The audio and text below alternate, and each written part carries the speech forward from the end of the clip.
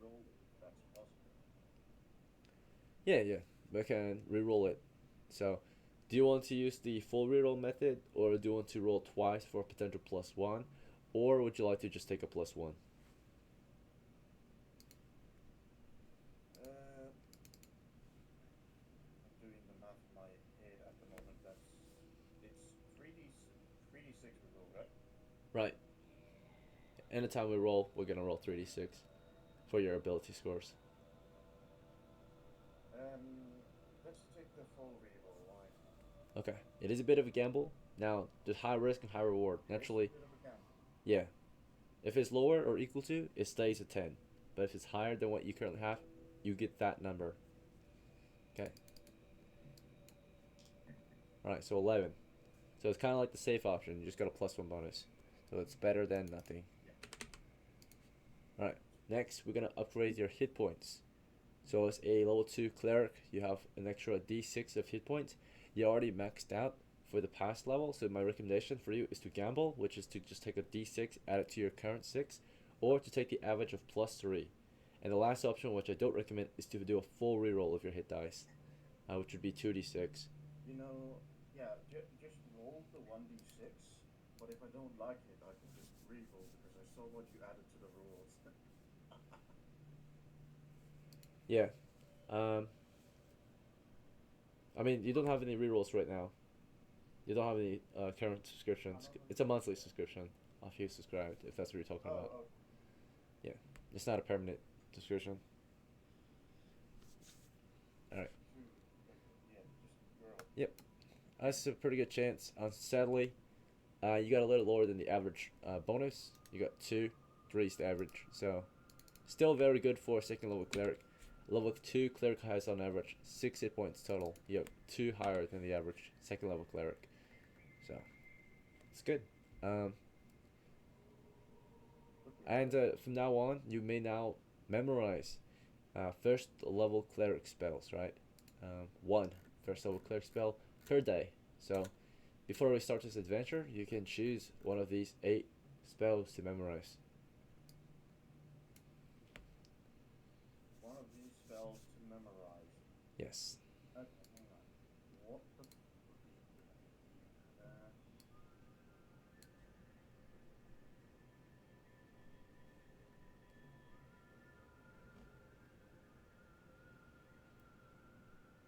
If you're not sure which one, I can make a recommendation. What would you recommend, please? A good go to for most clerics early on is going to be the first one here, Cure Light Wounds. This will allow you to heal your friends, right? Or your heal someone, right, in your party. Or yourself. Fair, but I do already have a spell skill for that. That's true, you do actually. So in that case, you might choose a more unique one then. Maybe Protection from Evil is good, or Detect Evil, or Detect the Magic, or Light is good too. These ones are very Um, specific right here. yeah, those are very specific in the case a scenario ever gonna be used. I'm gonna go. You know, I'm gonna go with Cure Light Wounds because it can also be used like oppositely to That's right, cause you wounds. can inflict, right? Cause light wounds instead. Alright, I'll sure. go with it even though I still have a spell skill of it. Sounds good.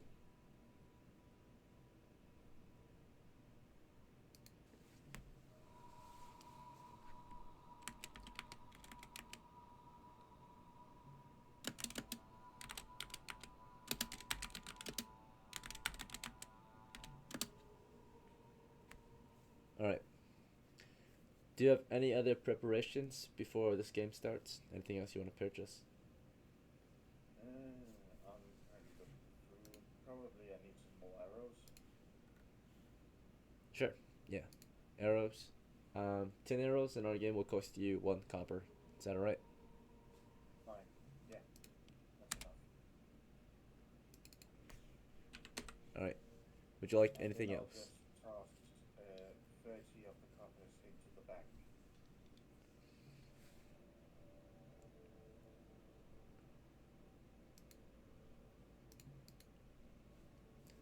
And that should be all.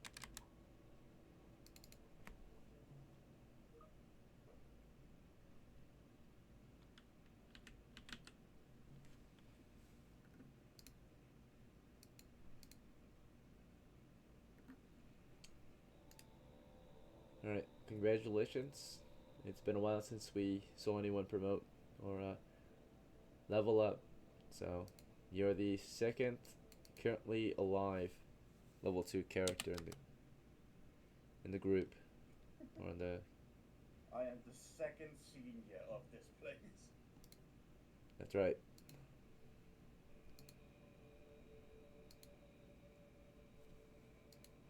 Now, consider you a veteran, experienced player. Player character. Alright, let's get Ming into the game. Ming, so I understand Luber was killed last game and the other character has a concussion. The concussion will last for a week.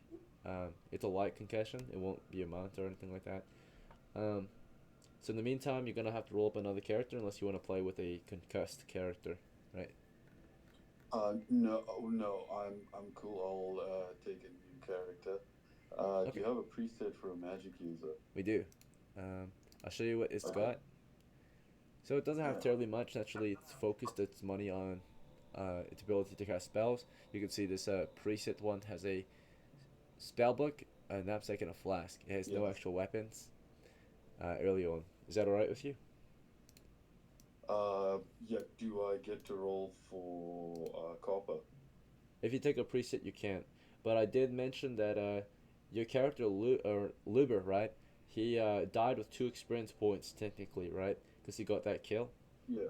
So, Yes. therefore, if you name this magic user his next of kin, right? Perhaps he was taking care of this magic user, and now he's got to take his place. I do so. Yeah. Right? Yeah, I do so. I'd like that. In that case, he will inherit, actually, because Luber had some, reputation, he inherits 20 copper pieces in addition to everything else. So you can use that to upgrade this character immediately. Get him some Fantastic. equipment. Yeah. Magic users aren't allowed to use any armor, right? You can. Nope, in my game you can. It's a house rule. So basically, Okay, cool. yeah, it's pretty flexible. So I've got 20 copper pieces. I'd like a bow and some arrows, and some armor, please. Okay, bow, arrows, and some armor. All right, we'll start with the bow. Do you want short bow, crossbow, longbow? Which kind of bow would you like? Longbow. That sounds good. How much is that? The total price with the quiver and arrows included is 6 coppers. Yeah. All right, fair.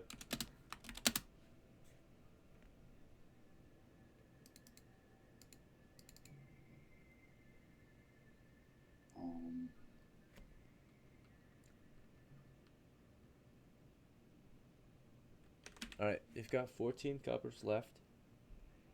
I'd like some armor, please. All right, so when it comes to armor, you can afford an upgrade to your helmet, or you can afford a heavy gambeson or a normal gambeson. I don't recommend a shield since you're not really going into melee, I think. Right? Yeah, that's true. So which one is it that I can afford that provides the best AC bonus? I would say you should go with a heavy gambeson. It is just a heavy set of light armor. It kind of sounds weird. Yeah. Yeah, it's a bigger full body protection of light armor. All right, cool. I'll go with that.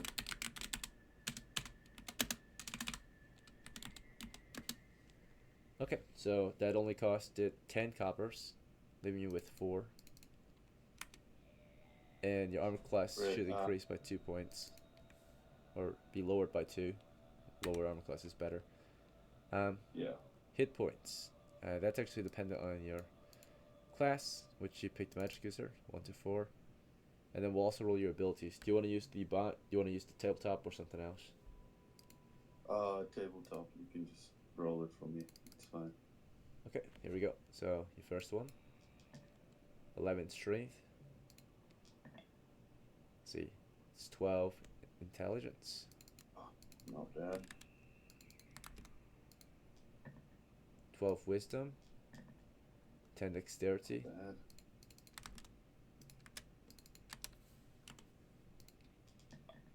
8 constitution. And 11 charisma. Okay, So you will have a -1 adjustment to your hit points once you roll it. Alright, we scored a 2. -1 is 1. Alright, almost done. You still have 4 coppers. Would you like to save it or spend it? Or something else? Yeah, so I'd like to buy a ration. Okay. Um, let's get you. Yeah, you've already got a knapsack. So, 1 ration is 2 coppers. Do you want 2 rations then, or just 1? Yeah, just one, and I'll save the rest, the 2 coppers. Okay. Lastly, what would you like to name your character? Um, any old school name, magic user, I guess. Sure. Let's roll one up for you. We've got 58, so 2 syllables in your name. First one is 48. ES, so as. Yeah. And second one is 40. Let's see. Kaz or Quaz. So Esgaz is your name. ESQUAS, Esgaz. Or Quaz, Alright. Esquaz. Kaz, Squaw. Esquaz.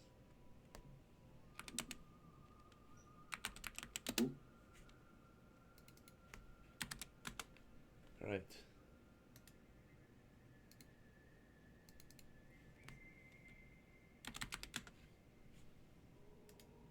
Yeah, I'm good. Yep, that's it.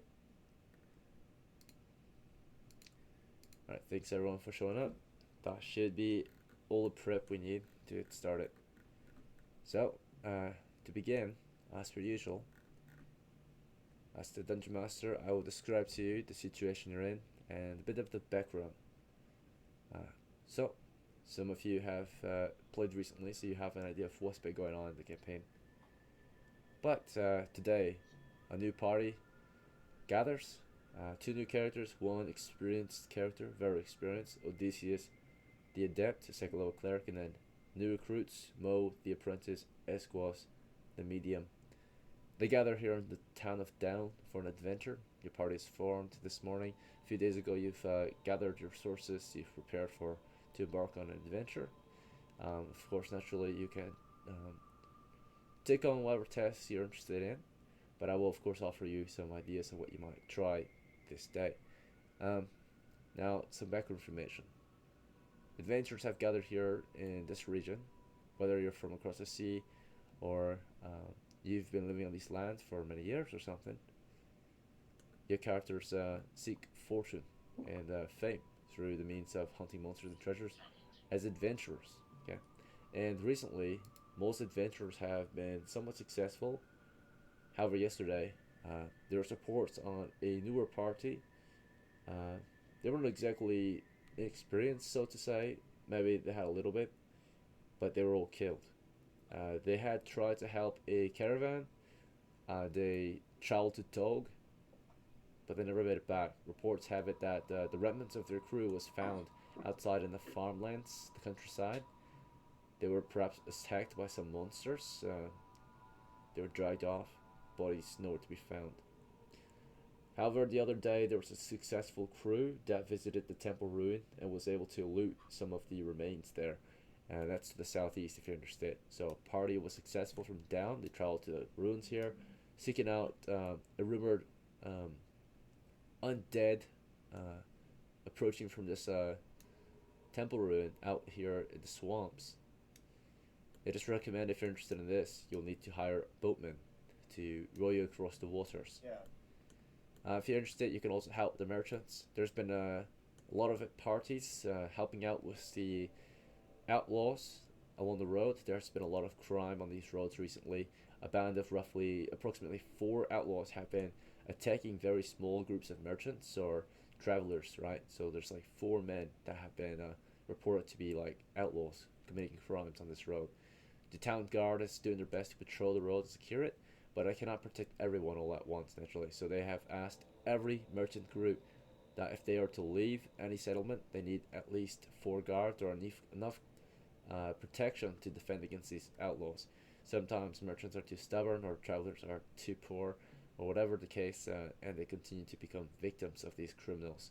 And the bounty has been placed and is still available to any adventurers brave enough and willing enough to go out and hunt those outlaws. Now, naturally, there's been also new reports on potential gold and glory to be won in the realm. That is that an NPC crew has made it back from a local cavern in the grasslands to the north. This like cave has been explored for the past few months and such. A group returned with reports that lower level monsters are dwelling within the levels of the cavern here, a very great expanse of a cave system. They were able to encounter particularly uh, small dog-like men known as kobolds, and they have been pretty easy to kill as long as you're careful. They do have a lot of numbers, but they came back with a decent hoard of treasure, right? So if you're interested in hunting down some smaller, weaker humanoids, monsters, then you can go there, right? All right, enough background information. Let's make some plans and get started, right? Um, I'll let you guys freely discuss for a bit, and then when you're ready, we can take turns and choose your actions. Cool.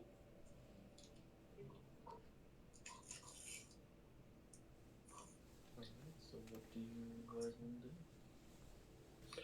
So I like kobold idea because it may be an easy way to get gold, it may be an easy way to get killed, but it sounds like we guaranteed the lower level challenge and gold, which is better than copper, I guess. Here's the kicker. I don't want to do that. I don't like kobolds. They're a pain in the ass, and they've killed most of the family. I would recommend what I have done last time, which was a ruin down south from Dell with undead. Now I'm a cleric, so I can Yes. use, turn undead to, the one with the rivers. Yes. Yeah. Um,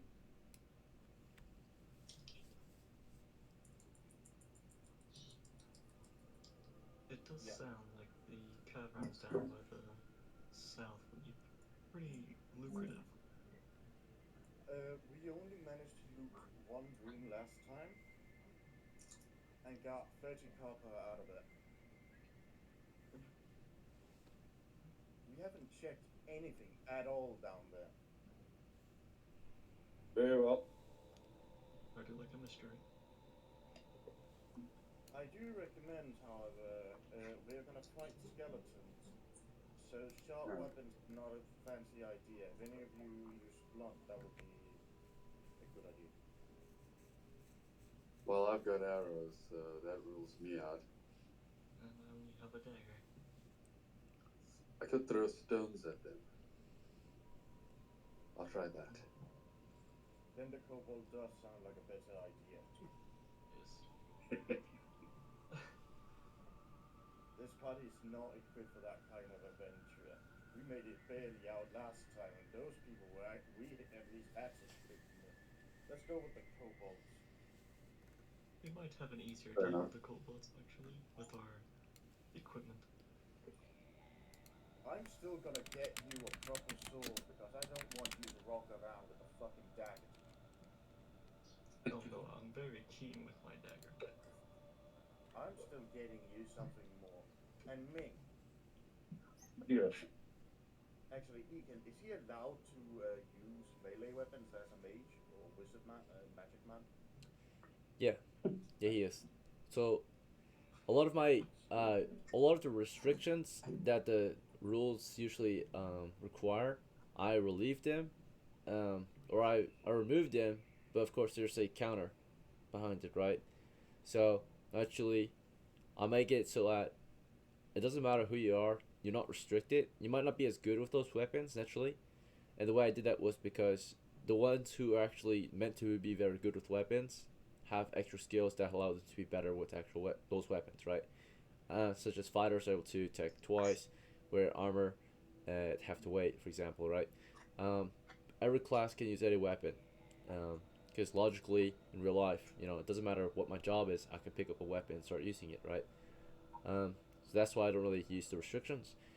And same thing with magic. Technically, all characters can possibly read or use a scroll if someone tells them how to read or use it, right? Naturally, they might not be able to memorize it if it's too powerful with magic, right? Like a first level magic user is required.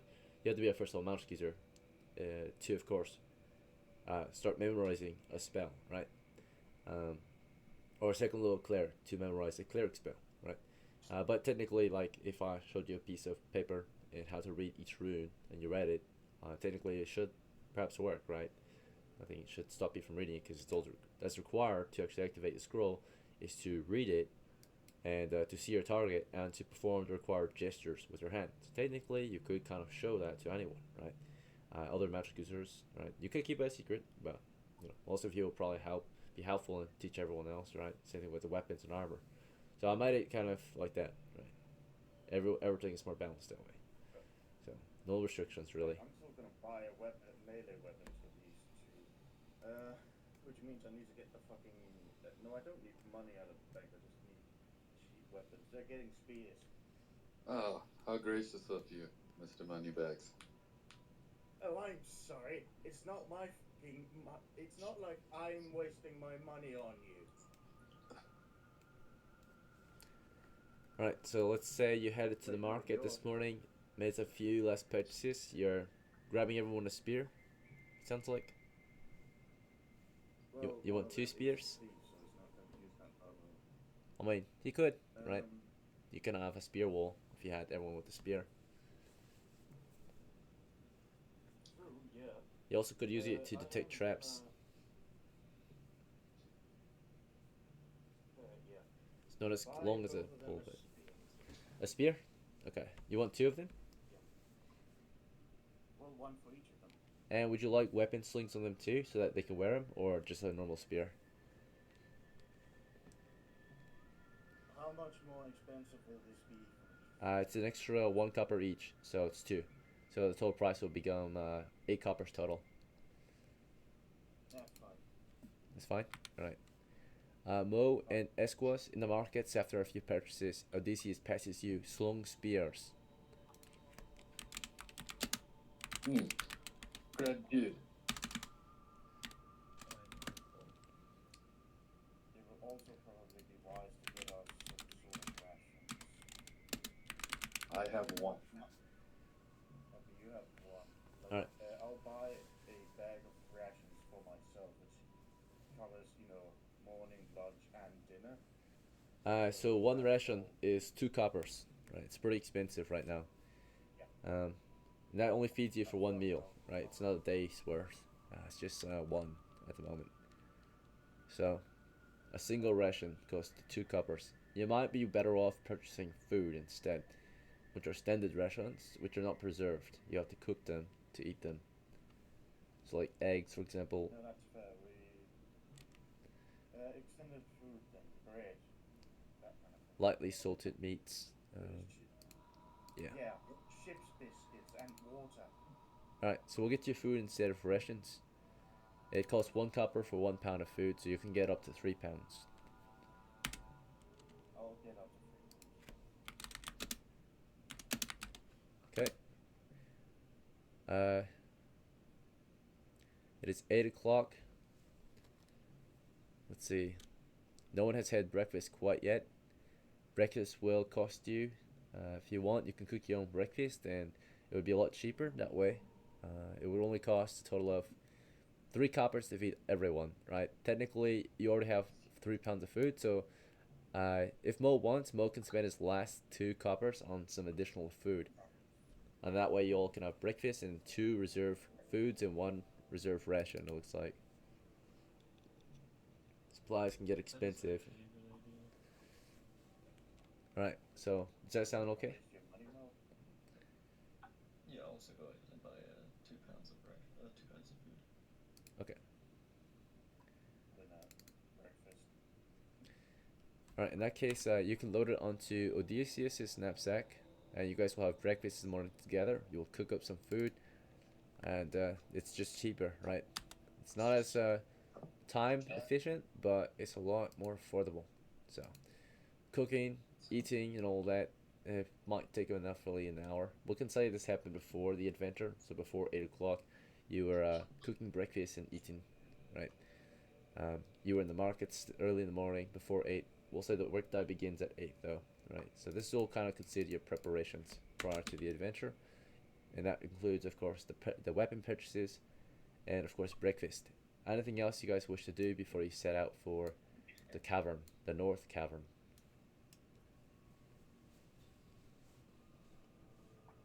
I don't think there's anything more we need. I have torches and a tinderbox, so Mm. we can definitely light up the area. Plus, I have the few scrolls in case a scenario we're getting fucked over. Let's just get our out of here and get there. All right. I suppose we're good then. Fantastic. The usual course of travel that most adventurers use, and this is the rumored one that you've heard of, is that they usually take the main road northeast until they get to the intersection, which they'll take northwest. And then eventually, at some point, you'll find a side trail, as long as you're paying attention, right? Or not sidetracked. You'll find a side trail that leads north, and this will take you to one of the various caverns out there, right? So, the closest or nearest cavern north of the road. That is the usual trick. Would you like to use it or something else? Yes, let's use that. Sound good to me? Alright. I'm These- with Okay, everyone's on board. It sounds like I heard from everybody. So that means the party begins their travels northeast. So here, from down to the intersection, right, or the crossroads here, that's roughly 2 miles. Okay. You will have to cross a bridge at some point, which guards, of course, maintain. There's a fishing hamlet there, a small harbor, right, where boatmen can take you across the river. However, you ignore that. You just pass along the bridge and continue northeast without any delay or issue, unless you'd like to stop here at the bridge for whatever reason. But if all goes well, you should get there in an hour, because your party's rate of movement is, I would say, medium footman rate, half speed, right? So 2 miles an hour, or yep. So it should only take you 1 hour to get here. In that hour, there's a chance of a random encounter. Let's check.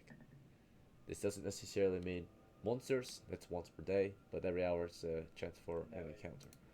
All right. Probably bandits. Nada. Yeah. Oh yeah. That's a good reminder. There's outlaws on this road that usually target smaller groups. Fuck. Appreciate your reminder. Because you're a really good sport here, I might even, of course, be a little more lenient here in the future. I appreciate that. All right. So there are no bandits on this particular road this morning, right? So from 8 o'clock to 9 o'clock, you made it to the crossroads. From here, you can continue northwest, as most do, or you can go northeast, or something else. How would you like to proceed? Northwest. All right. Any objections? no. Not up, they're None not to me. object to me. So at this point, the We'll idea is follow the that money. most crews will follow this road until they find the side trail that leads north through the grasslands. You can try this as well if you want, or you can try something else. Would you like to do that, or would you like to just proceed northwest, or something else? Let's see if we can find that siding and go there. Alright. If that's the case, the estimated distance you have to travel is roughly 1.5 miles, which would take you a little under an hour. But we'll say approximately an hour. We'll check for encounters. Clear. Another hour on this grassy road. Bandit on this road. We find ourselves at 10 o'clock. You've moved across this road. It's a warm summer day. Bit cloudy maybe, and eventually you find the side trail that leads north into the distant grasslands, right? This should take you to the cavern. So at this point, you may continue on this trail, or you can try something else. What do you guys think? It's 10 o'clock. Proceed or something else? Proceed. Proceed. Onwards. And yes, indeed, the trail does lead you across the grasslands, and shortly after, not far up ahead, you see, among the grasses, a rocky outcropping, the cavern entrance. Kind of a reddish, orangish, dusty old rock formation, lightly covered in grass, rises above the flatland here. A large and wide gaping entrance before you, and outside of it is a small encampment with a few men there, other adventurers perhaps. As you approach the position, you notice that there's already a party here, encamped on the hill. Some of them are perhaps merchants, some of them are perhaps permanent resident, some of them are perhaps like you, adventurers. Roughly maybe a small caravan with one merchant and a few guards. Permanent residents of miners, it looks like. You are there to excavate any ore in the safe areas in that cavern. As rumored a few days ago, right? You guys heard about these miners. They would go to the various cavern systems to retrieve precious materials. And lastly, of course, not permanent residents, is a recovering group of adventurers who are here resting up until they're ready to move back to town. You can tell that their party has taken a few hits, right? Bandaged crew members, a few tourniquets, a few perhaps walking sticks among their crew, right? A band of roughly a half a dozen men, right, to head back to town after they recover, right? But perhaps they might have some knowledge for you if you were to ask or something like that. Same with the merchant. If you're interested, you can buy any goods that you forgot to purchase, but it might be at a higher fee since it's like brought out here, right, to the excavation site. And lastly, there's a group of miners that are hoping that you will clear it out so they can go mine, right? So maybe work together with them, right, if you want. They're not gonna delve or anything, but they might give you a share of their spoils if you guard and protect them while they, haul out some of the ore or precious materials that are discovered down there. Alright, now that you've arrived, naturally you can ignore everything I just said and begin the delve, or you can interact with these NPCs or something else. I'll let you guys openly discuss for a moment before you decide what you want to do.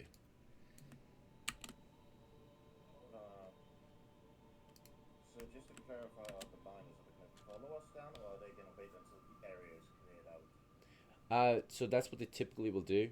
They typically will go mining after mining in areas that are cleared out, right? Naturally, you could ask to work with them, and maybe the idea is that if you protect them during their excavation of precious materials, they might even give you a share of the treasure that they acquire. Naturally, if they go on their own, they will protect their own crew, and all the profits they gain are to themselves. But they're kind of like vultures, or they're scavengers, so they just go in after you, right? You will take your own share of treasure, whatever you can carry, but they'll go in, right after you to scrounge up anything that you left behind, typically. That's very good. I want to talk to the adventure party that's outside. Okay. So as Odysseus immediately breaks off and approaches the recovering group of adventurers, Mo, would you like to go with Odysseus? Do you want to do something else, or do you want to enter the cavern or something else? I will follow Odysseus to the entrance.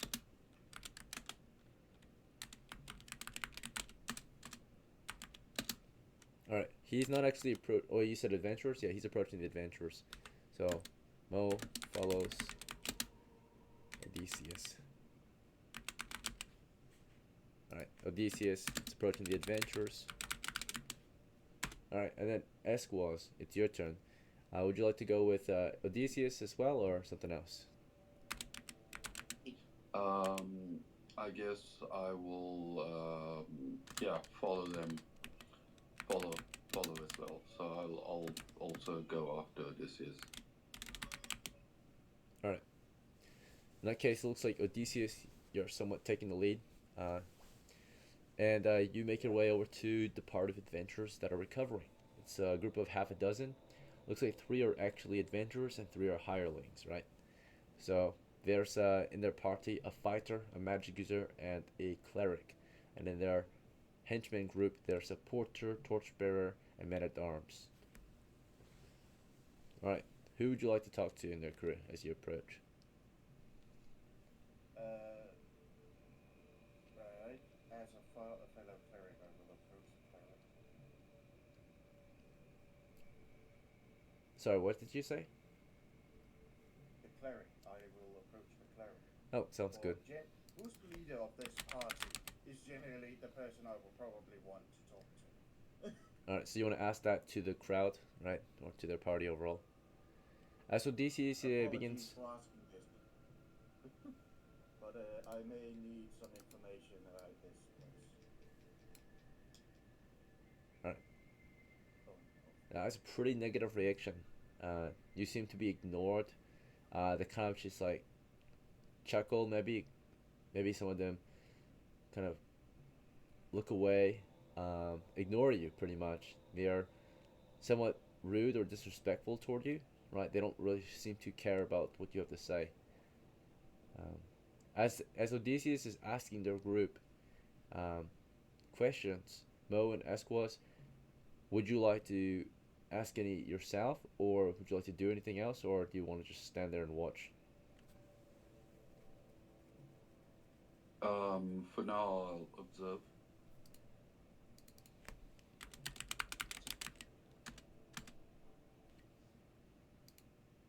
And Mo, how about you? I'll just observe for now. All right, back to Odysseus. It's your turn again. So as I told you, they have ignored you, right? So now it's your turn again. How would you like to continue? Would you like to talk to them as a group again? Anyone in particular, or do you want to move on or something else? I mean, if I'm gonna keep them, no, there's no fucking reason to talk to them. Right.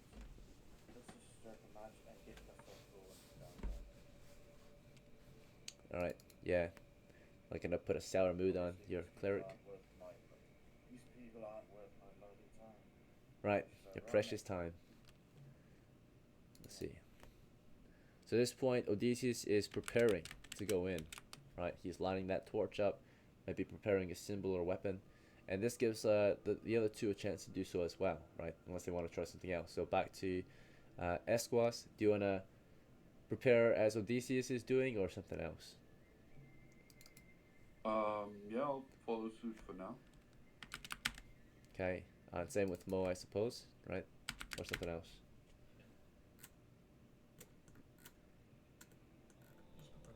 Okay. So let's get into it. I'm going to go into a small scale map where you can see the cavern entrance and such, and your tokens.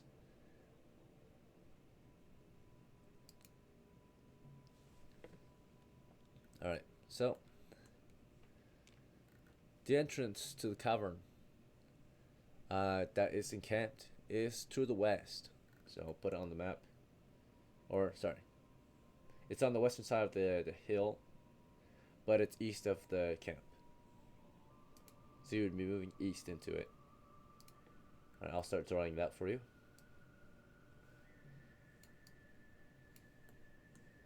So it's a 10-foot wide cave entrance, continuing east down a very long tunnel, cavernous tunnel. Right.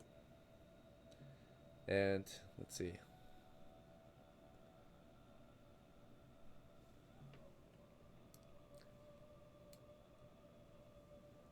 It will continue for maybe as far as the light of day shines. And the light of day can only shine into the cave for up to 30 feet before it gets too dark, right? Alright.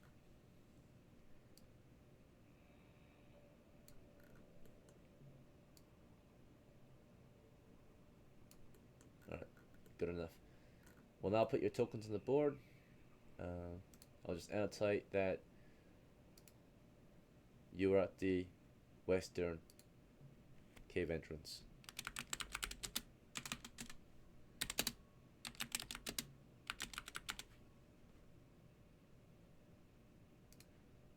The western cave entry is to the east, naturally. And camp is to the west.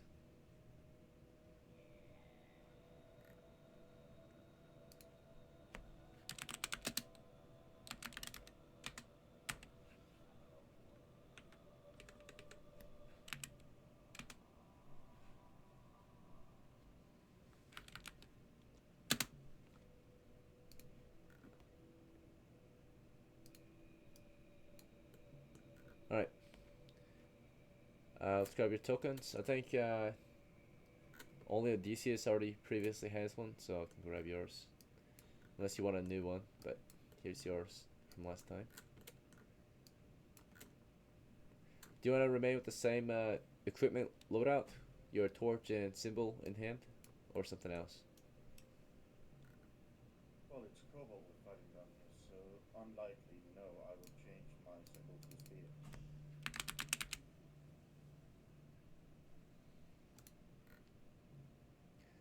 Alright.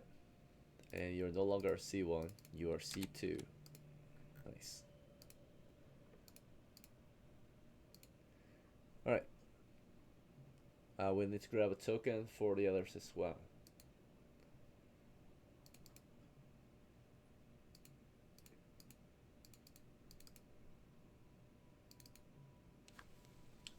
Alright, when you see one you like, let me know and I can grab it for you.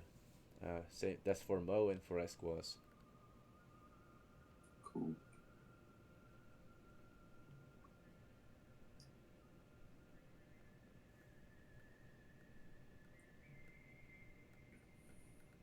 Alright, that's all of them.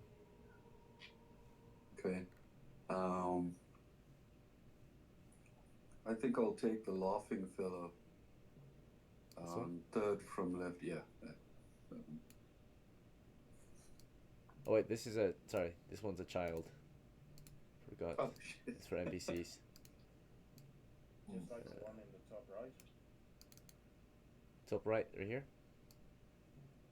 No, one down. Yeah, this one's a child too. Oops. What's with the children being adventurous? Child labor. It's for miscellaneous. Yeah, in case you encounter any children in the town. Or in case you find any That's my princess. child prisoners in the dungeon, right? So. Alright, let's see. PCs. Wrong. Alright, back to the list here. Okay. Left. Sorry, you just passed it. Far left. One above. Yeah, there with the funny hat. Yeah. Why not? And then Mo, how would you like to pick?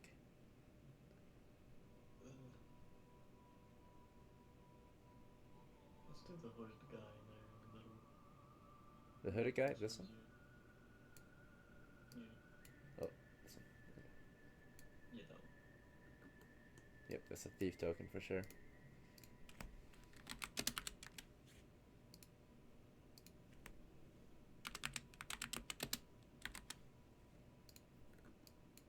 Alright, and Esquaz, what would you like to equip?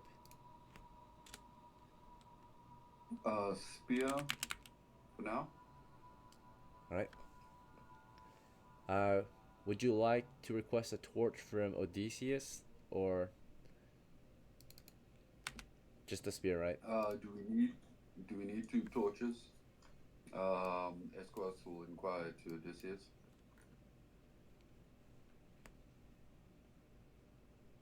I didn't hear that, sorry. Do we need 2 torches? I have torches. Yeah, but do we need to light 2? Not in case of scenario if you stick near me. Very well, as we'll be close to you. 1 should suffice. Alright, I guess you'll have a free hand. Well, Esquist, are you going first, or do you want to go in the middle? If he's detecting traps, you'll have to go first, right? If you want him to prod the floor ahead and... Yeah. Okay, then in any case scenario, Esquist is carrying the torch. I lit. Okay. Very well. You mean Mo or Esquaz? Yeah. Esquist Because he's the magic Mo user. is, detecting traps. Okay, Yeah. yeah. You're saying Mo, if Mo is detecting traps, he needs to be up front. Right. And Esquest is in the middle, so we have some sort of light. Okay, fair, very well. Usually, if you're in the front too, you might want the torch near the front. That way you can see a little further, right? So, Well, you do bring up a good idea, but then again, can Mo check for traps while carrying a torch?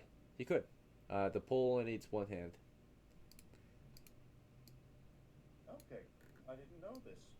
Mo, would you carry the torch? I can do it. Okay, you want him with the torch? Okay, Sorry, Deacon, for you to change it so many times. it's okay. Because either I could save or just take the torches, doesn't matter to me. All right, and Mo, what would you like to equip in your other hand, if anything? I'll just have my dagger out in my hand, just to be safe. Okay. All right. This is look good for you all. Yeah. Odysseus, would you like to equip your shield then?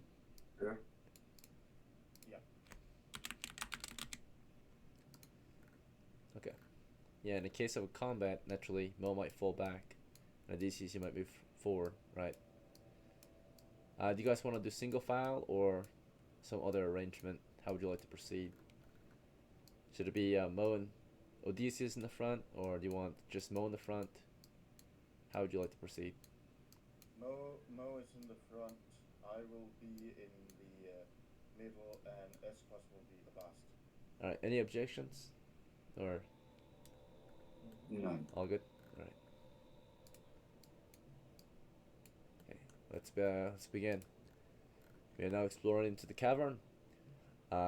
Naturally, most likely, the first few areas might be quite barren. Explored, cleared, looted, right? Because this is a place that has been frequented by other crews.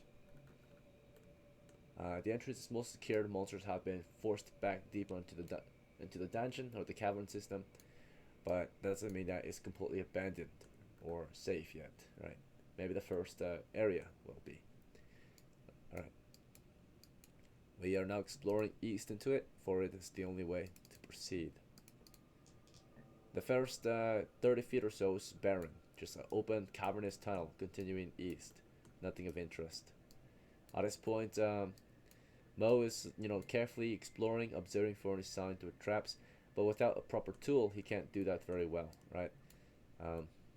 So Mo, as you're proceeding, would you prefer maybe to use your spear to prod the floor or something else for booby traps? Because the dagger's a little too short to do that efficiently. I'll take my spear out and start prodding the floor around to check for any traps that have been formed.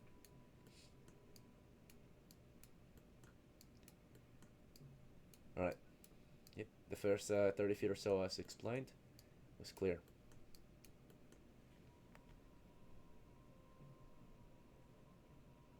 Alright. The next 10 feet of the corridor is a bit different from the rest. You can tell that there's a support beam on either side, small support beam, man-made wooden support beams, right? Or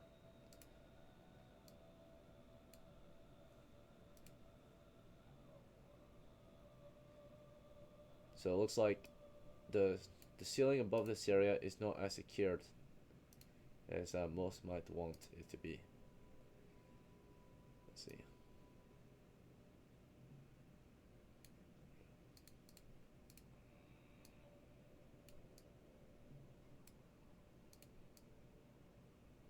But this, of course, causes the tunnel to become very narrow in this particular spot because of these support beams, naturally.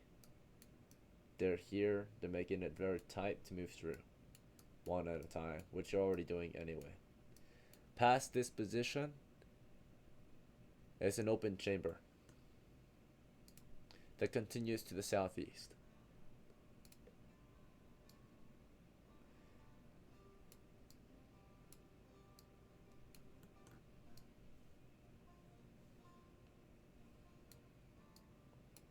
Here it is.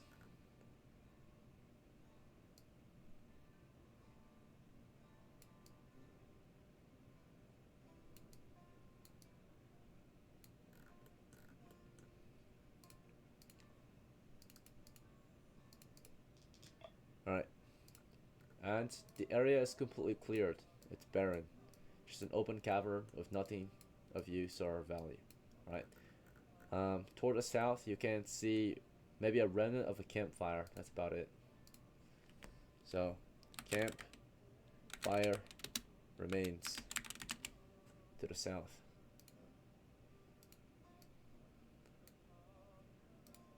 So you can use it, right, if you need to, right? Start a fire. That's just some campfire remains here. The only way forward seems to be toward the east, where you see a wooden door. It is an old wooden door. Would you like to use it or something else? I don't see any other reason. No, check it. There's only one thing in the way between the door. The door is barred by a wooden plank, so you have to move the plank off to open the door. Right? It's barred shut. So probably some adventurers made it, right, before you can proceed or explore further. They barred it, right, so that it's secured. Would you like to unbar it and open this door up or something else? I'll carefully unbar it and search for traps or something, and then Do you want to move the bar first, or do you want to search the traps first? I'll search for traps first. Okay. So as Mo begins to observe the door for any signs of a trap, Odysseus, do you want to do anything in the meantime? This might take a minute, right, for him to finish. Well, not really. There's not much to do but observe. You want to stand watch? Comes behind you. Yes. Yeah. No real threats in the area at the moment, but you can watch the south if you want. And then Esquas, anything you want to do or say or think about as Mo gets to work? I'll just stand watch.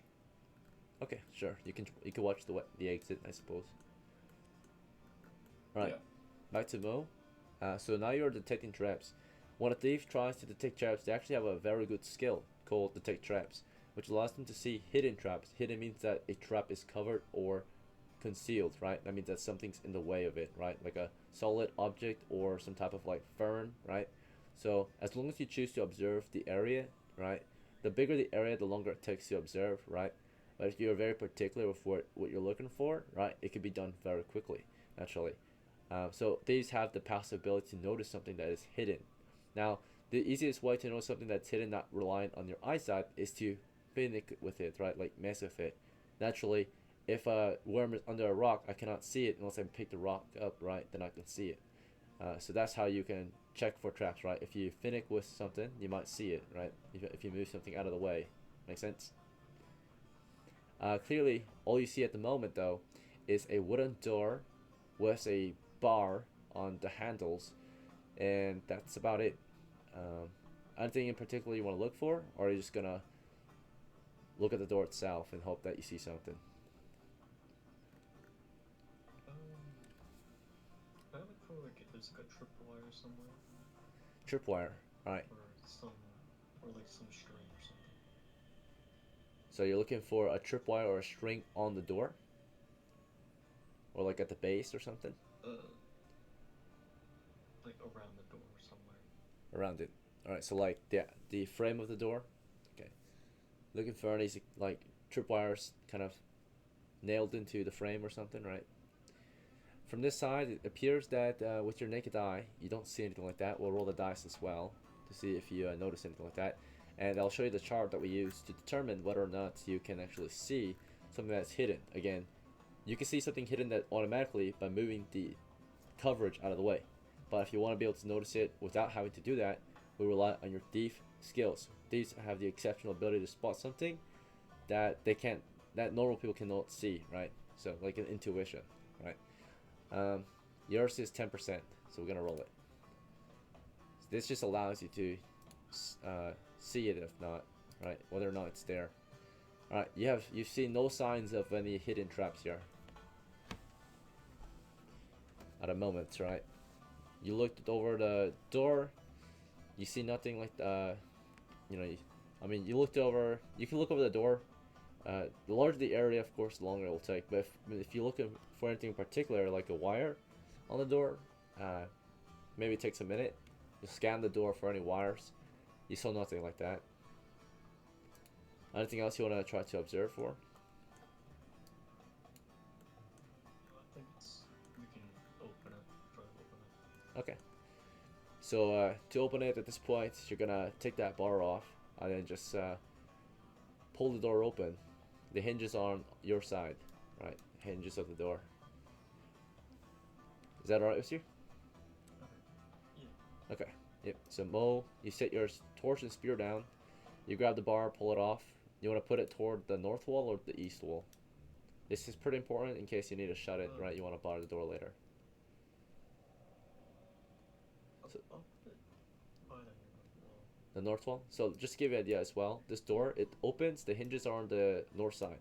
So basically, you're going to open the door, it's going to swing to the north, right? So like if you put the bar down here, you're going to block the bar, right? Or hide it. If you put the bar here, it's going to be openly accessible, right? Yeah, that's that wall, the wall, The north or the east wall? What would you prefer? the east wall. East wall? Okay. Alright, we'll note this. Annotate.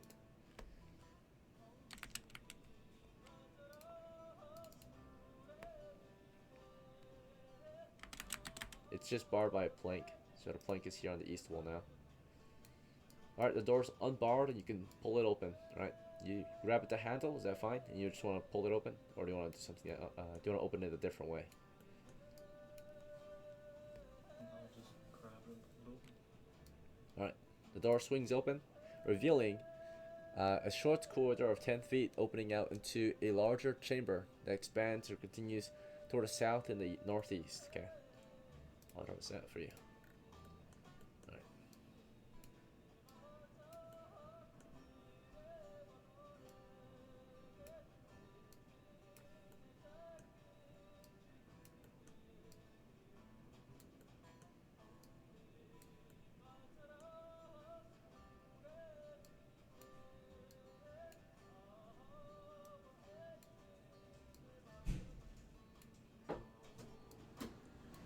What's up, bro? Yo, I was coming back from work just now.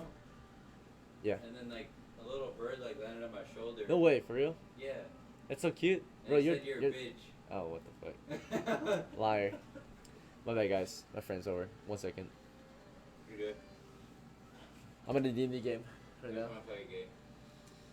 Alright, Game Boy. I'll see you later.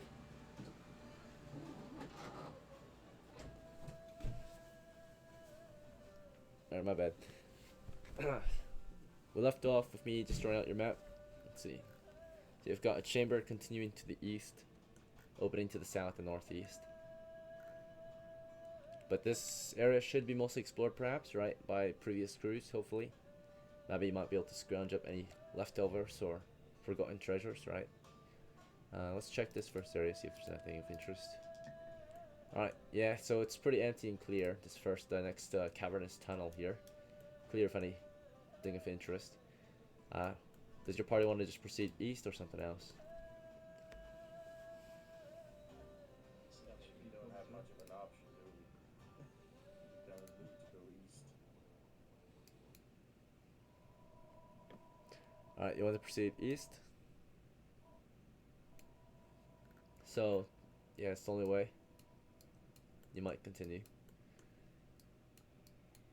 As you're making your way through this empty cavernous tunnel, you may proceed east into the chamber, southeast into a tunnel, or northeast through the chamber. How would you like to continue?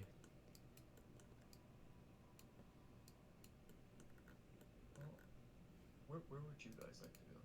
Where do you think would be the best option to travel? Odysseus, is this place familiar to you? Not at all. That's why I tried talking to the adventurers, but they just ignored me. Indeed. Well, I think we need to head. Well, they said they were in the lower layers, lower caverns. So we'll need to go downwards, which means we probably need to find some stairs. Either way, probably head northeast. very Maybe well. I could search the upper quadrant for traps and see if I can find some stairs. Fair. Makes sense. Alright, so you're exploring toward the northeast. So far, the cavern has been barren of anything of interest. No gold, no glory, no monsters, no traps, no treasure. Nothing. Just an open, empty cavern. You check out the northeast area, let's see if it's clear too. It is. Alright. A clear, open cavern here with little to nothing to show. However, a stair leading to dungeon level 2 has been discovered to the north. To the south, the tunnel continues. This here means that there might be higher risk, but also higher rewards if you proceed this way. This here means that you'll be in the same level if you proceed. From what I understand, there were only monsters on the lower levels, or somewhat. I want to try heading downwards. Yes. Yes. Let's do that. What's up there? Down the stairs. Oh, the stairs? The stairs? Okay. I misheard.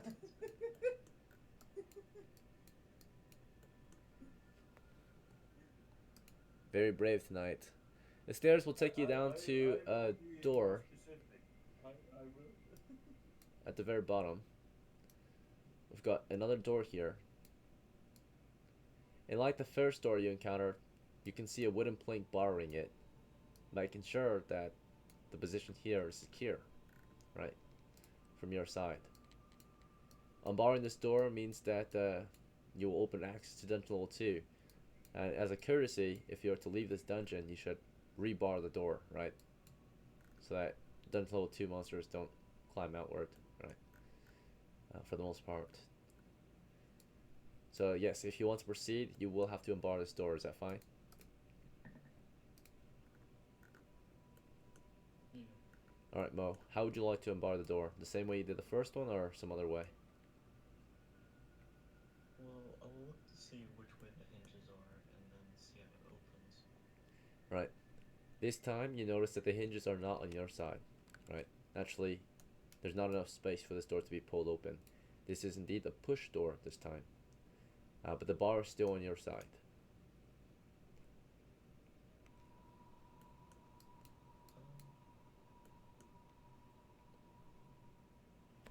I'll kind of just generally look for any kind of trap, and then I'll push the door open, leaving Right. the board on our side. Okay, so you carefully scan the door for any signs of a trap. Particularly, first of all, you don't see any traps at the moment, but you're observing carefully for any hidden ones, right? And that will take you some time. So as Mo begins to carefully scan the door with his eyes for any signs of a trap here, particularly hidden ones, right? Covered or concealed traps. Odysseus and Esquas, do you want to stand guard as per usual or something else? Do you want to investigate the empty chamber? Yeah, I suppose so. Vanguard watching, the southwest. Okay, I'll cover the rear. so Odysseus watching southwest. Esquas, you want to watch the south then? Yeah. Okay. It's not much to see, just dim lighting at the moment. Same with you, Odysseus, just a barren cavern to the southwest. Well, you begin carefully investigating the store for any signs of a trap. We're going to roll that percentile die again, which will indicate whether or not you see, over the course of, say, 10 minutes, a turn, right, you see any signs of a trap, hidden trap on this door, right? This is an overall idea, right? Naturally, the broader it is, the better of a chance you've got to some extent, but we'll check. There's an overall idea of your rolls, not the average idea. And over the course of 10 minutes, carefully observing this wall, this door, its components, You see no signs of a hidden trap on this door. And you see no obvious ones either.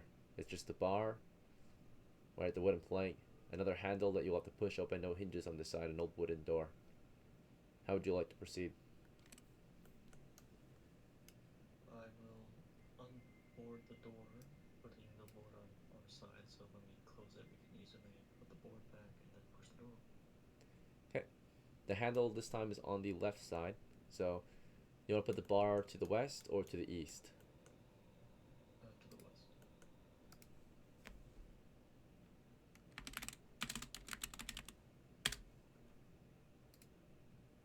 Door's unbarred. Mo pushes the door open, with his spear perhaps, right? Your spear hand, just sort of pushing up against that door. Alright, unlike the first door, which was pretty loose and old, this door is sturdy. And this door is new. And this door is also stuck, it feels like, right?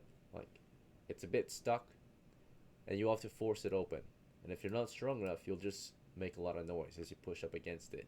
So realizing that normal amount of force, Mo, right? You like grab, you're like, what the heck, right? You start kind of leaning against it, it still doesn't give way. It's gonna require some kind of slam, right? Maybe it's locked. Maybe there's something behind it. Maybe it's barred from the other side. But for whatever reason, normal amount of force is not enough. You'll have to exert force, an excessive amount of force. And the weaker you are naturally, the higher chance you'll fail and just make noise, right? Maybe even injure yourself.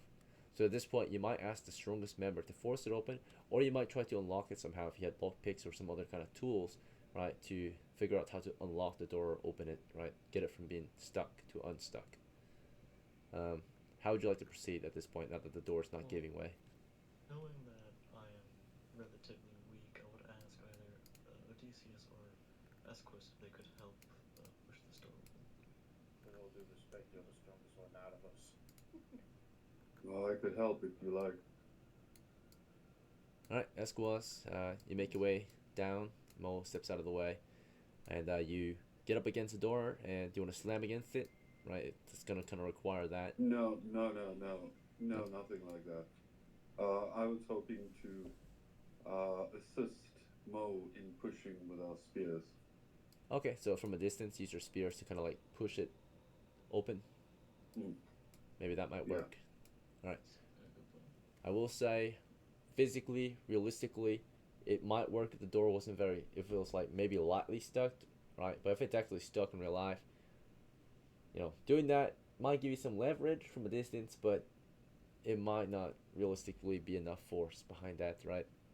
Unless you jabs really hard. But if you're just kind of carefully pressing up against it with your full weight, it could be somewhat effective if you had enough spears, perhaps, right? Enough careful force behind it.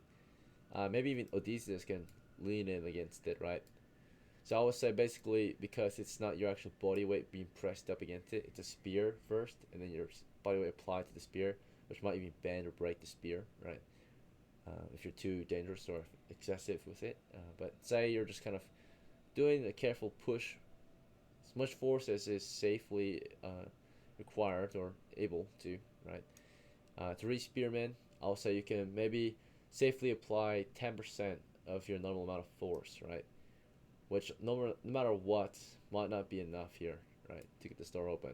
You definitely can see the door kind of bending and creaking, right, from it as you start to attempt this, but you clearly can tell, right, it's going to require a lot more than that. So it's a good idea if you're trying to do that carefully on an unstuck door, right, from a distance. But this is a stuck door, so it's going to require some excessive force, maybe, right? It might be like stuck means that it's like actually maybe locked, or something's behind it. It might be barred, right? So that means like normal pushing, right? It's not enough. It has to be excessive, right? So that's not excessive enough, if that makes sense. Smart idea for sure, right? Careful and quiet, but this door is clearly stuck.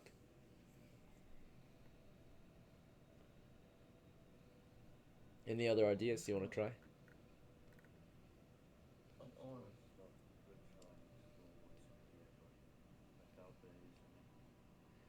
If you had special tools, you could do it too, right? There's some tools that can do it quietly, right? Wedges, lock picks, saws, right? Maybe crowbars, but I don't think our crew has those things yet.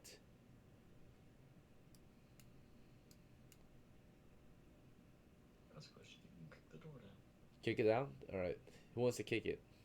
If that's what we're gonna do. If you don't want to make noise, of course, you can always try the south area, right? By the way, 20 minutes have passed. I'm gonna do it in a counter check. All is quiet down in the dungeon.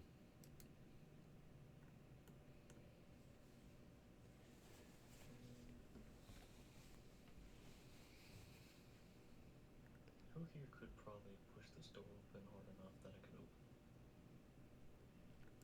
So basically, Esquas and Odysseus, you have a pretty good chance to force it open quickly. Yeah, it's a 2 in 6 chance. You'll make noise, but only for a few seconds, right?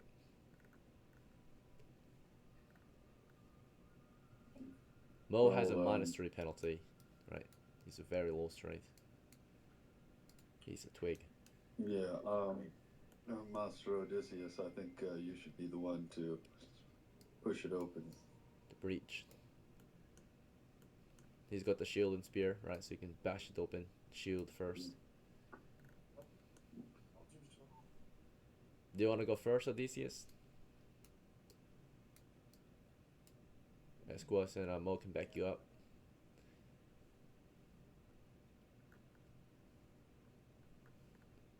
What do you think? Yeah, I said yes. Oh, my bad, I didn't hear it. Right. So Odysseus is how do you want to do it? Do you want to press your shield up against it? Do you want to kick it or something else? I mean, just fucking leave it open. Kick it. All right. And then Mo and Esquas, do you just want to stand at the ready, or do you want to try something else as he's about to kick it? We'll have to stand stand at the ready. with my spear out. What was that, Mo? Yeah, like Okay. I'll stand at the ready and make sure I have my spear in hand. Good to go. Yep. You both are ready. Spears pointed. His first kick fails, sadly. It's just a big bang. Right? The door shakes and cracks a little bit from the force. And now, because of that, we're doing the counter check. 1 in 6 chance something responds. Alright, all is quiet. Would you like to try again? No, Basically playing knock knock on we this door. should try and check out this area. I find this useless. If the door's not gonna budge, I'm not gonna waste my time with it. Yeah, your first attempt failed. You can try again if you want. Fine, I'll kick the door again. Alright. It kind of hurts. You can feel a bit of a pain in your knee. You try again. Yeah, shattering pain in your leg. Odysseus is kind of worn out from that, right? If he does it again, maybe. So now he's feeling some pain in his leg from all the excessive kicking. Failed to kick it open again. Noise check, or monster check. No response though. No one replies from the other side. Esquas, you're as strong as Odysseus. Would you like to try? If he tries again, he might hurt himself. He's a little worn, right? A few more, yeah. Yeah, I've got 1 hit point. First time it hurts, second time it I actually wonder. hurts. So he's actually hurting a little bit. And Esquas, yeah, you got 1 hit point. So it won't kill you, but it can definitely injure your leg if you do it too many times. If I were to borrow Odysseus' shield and run through the door with it, like a Yep, you could do running that. dive. It could injure your Yeah, shoulder let though, me try right? that. So, like he was risking his leg, you can injure your shoulder, right? If you're willing to. I think an injured arm is definitely better than an injured leg. With an injured leg, you can't walk or run. Alright. Well, let's try it. Okay, you take the shield from him temporarily. You slam into it, right? You want to do left or right side? Left is typical, right? Let's go left. Okay. It doesn't budge. Right. This door has been very troublesome for your crew. Another noise check. No encounter. Right. You can try again, but you're feeling a bit of pain in your right or left shoulder now. Yeah. No, I'm done. You're done? Okay. You guys want to move on or try something else? Let's move on. South side?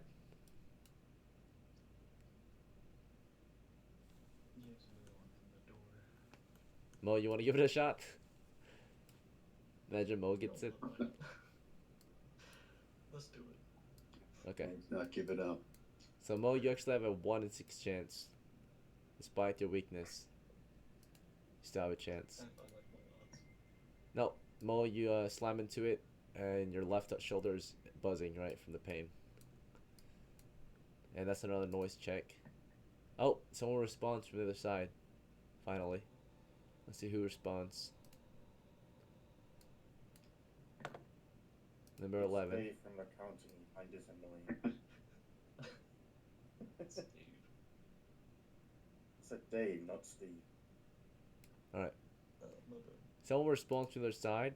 Finally, you hear like some like grunting from the other side, like this. There's someone there, directly behind the door. Right. Do you want to move on, or do you want to reply, or something else?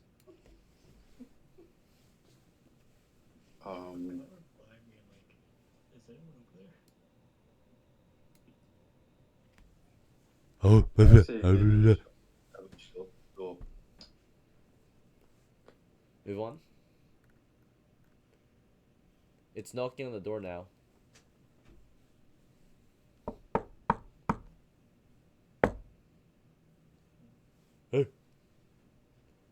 It's like it wants to come in, right? You can open it. The door's plank is off, right? They can open it too. Whoever's on the other side. But the door's locked, wasn't it? Why the I fuck thought it are you was standing locked. No, the behind door is door? open. The door's like unlocked, or it's stuck from your side. It might be stuck from their side, right? We don't know. So your side for surely it's unlocked, right? Because you took the plank off. But it could be locked from their side. There could be a plank as well, or there could be a blockage. Clearly, there's no blockage because there's something directly behind it. So the door's either stuck or locked, right? So there's a plank on the ground. There's a handle. There's a door. And I suppose, like I said, it's a new door, right? Brand new, like sturdy door. Maybe I forget to mention, but yeah, the door does have a lock as well, like a keyhole. So it might be actually locked. Right. Maybe an adventurer has it, maybe they have it, right? Who knows? The door is locked, so they're knocking on the door. They want to come through, but it's locked. It was planked, or it's barred and locked, most likely, by probably another crew of adventurers trying to maybe prevent other adventurers from going through, right? Maybe it's because it's a dangerous level. Twist the handle, Mo. Let's see what happens with the handle. You want to twist the handle, just to make sure? Twist the hand. Yeah, Twist the handle. who wants to do it?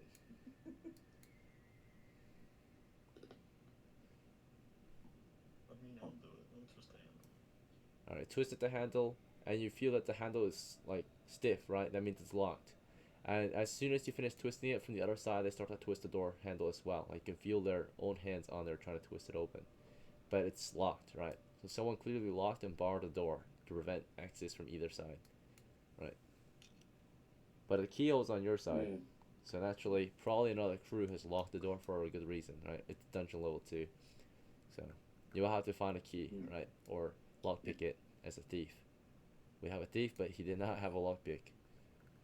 So Alright. What kind of fucking thief are you? Not having a lockpick. Never have the Honest one? no, it's thief.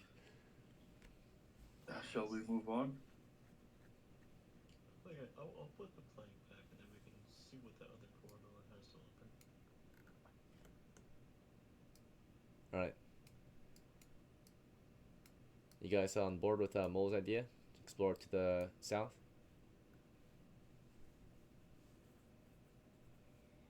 Yeah, let's just put the plank back on and then go south. This is pointless. We're not getting anywhere.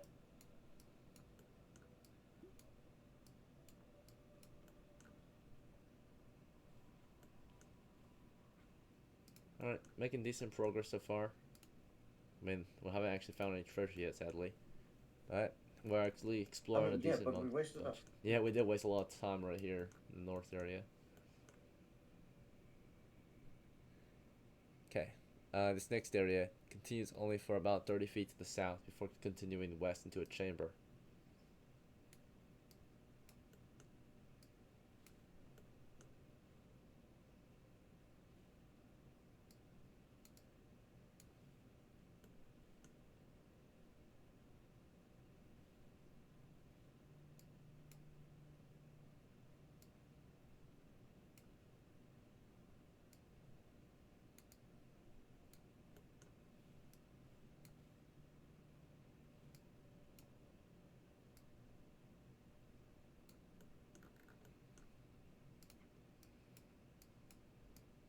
Carefully mow prods the floor as per usual as you carefully explore toward the south.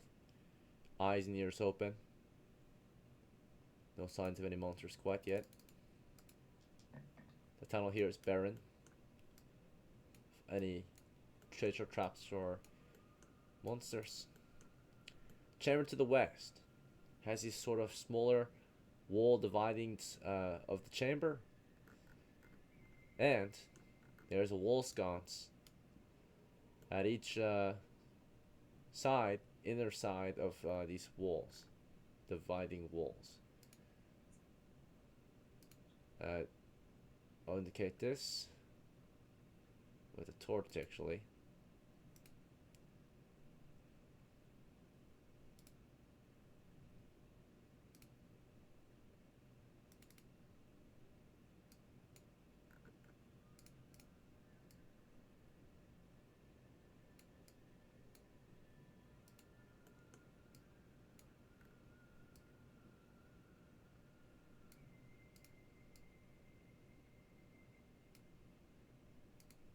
Alright, they're not lit though. Torches are not lit. They're just in the sconces. Okay. Aside from this, there are two exits that are visible to your crew, both on the south side. The southeast exit and the southwest exit. Both are just wooden doors. 5 foot, roughly.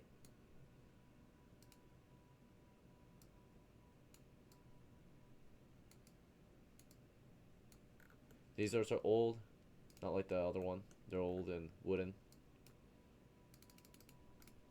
Overall, the chamber is clear. Nothing of value here. Another looted area. But we have two doors here. Remnants of perhaps a fight. You can see a few blood stains here and there. A few rotting pieces of flesh with maggots and flies around. It stinks in here. Smells of rot. Alright, so smelly. Yeah. Rot in here.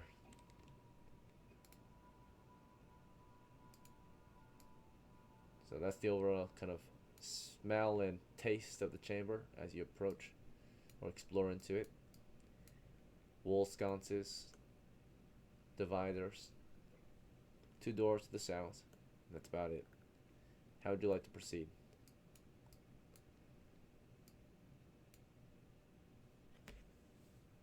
South door, or southwest or southeast door, or do you want to investigate the chamber itself, or anything else?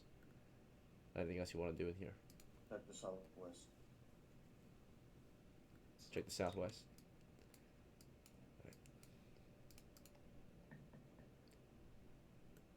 Okay.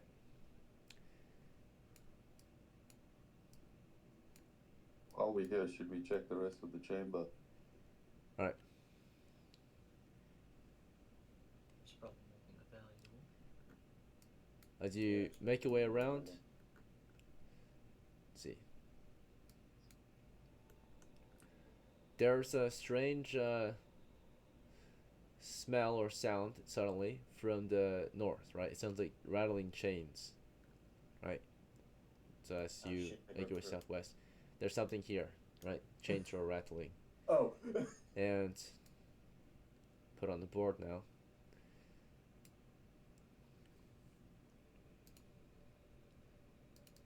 Lads, shield wall. Hang on, we don't know who it is. We should shield wall anyway.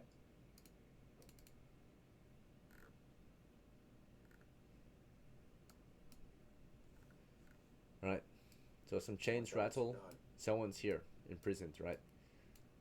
He says, you know, he says to you, as soon as you turned to face him, right? Because you guys were not careful about that north area, you just kind of carefully explored, and then you heard it the last second, right?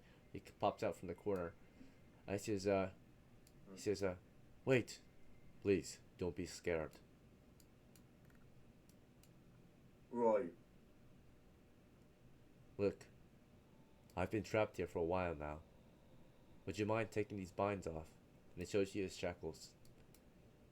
I mean no harm. The monsters locked me up. My party left me behind. How do you know that you're not one of the monsters? I'm flesh and He blood looks like human, Mike. Yes. Um, Yes, to be human. what monsters? The kobolds. They locked I me don't up in trust here. him. How has he survived so long? Please, release me. I've been here too long. I don't think we can trust him. Yes. Don't leave me like everyone else. Be a hero. Save me. Now I really don't trust him. Now I really don't trust him. You think I'm a hero? This is not Oh, funny. No, sir. You do not know the pain I have been through, sitting here in this dark room by myself, chained up. The monsters are cruel. You are my kin. Release me from this prison. These monsters you speak of, what are they? The kobolds. Wicked. Humanoids. Small dogmen. Hairless. Scaly. Filthy monsters. Wicked to the bone. Why did your party abandon you? I was separated from them. The kobolds captured me, locked me up in this chamber. My party never returned, left me to die.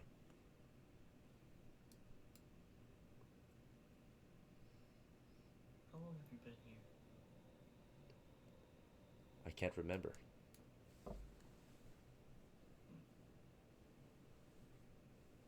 What do you guys think?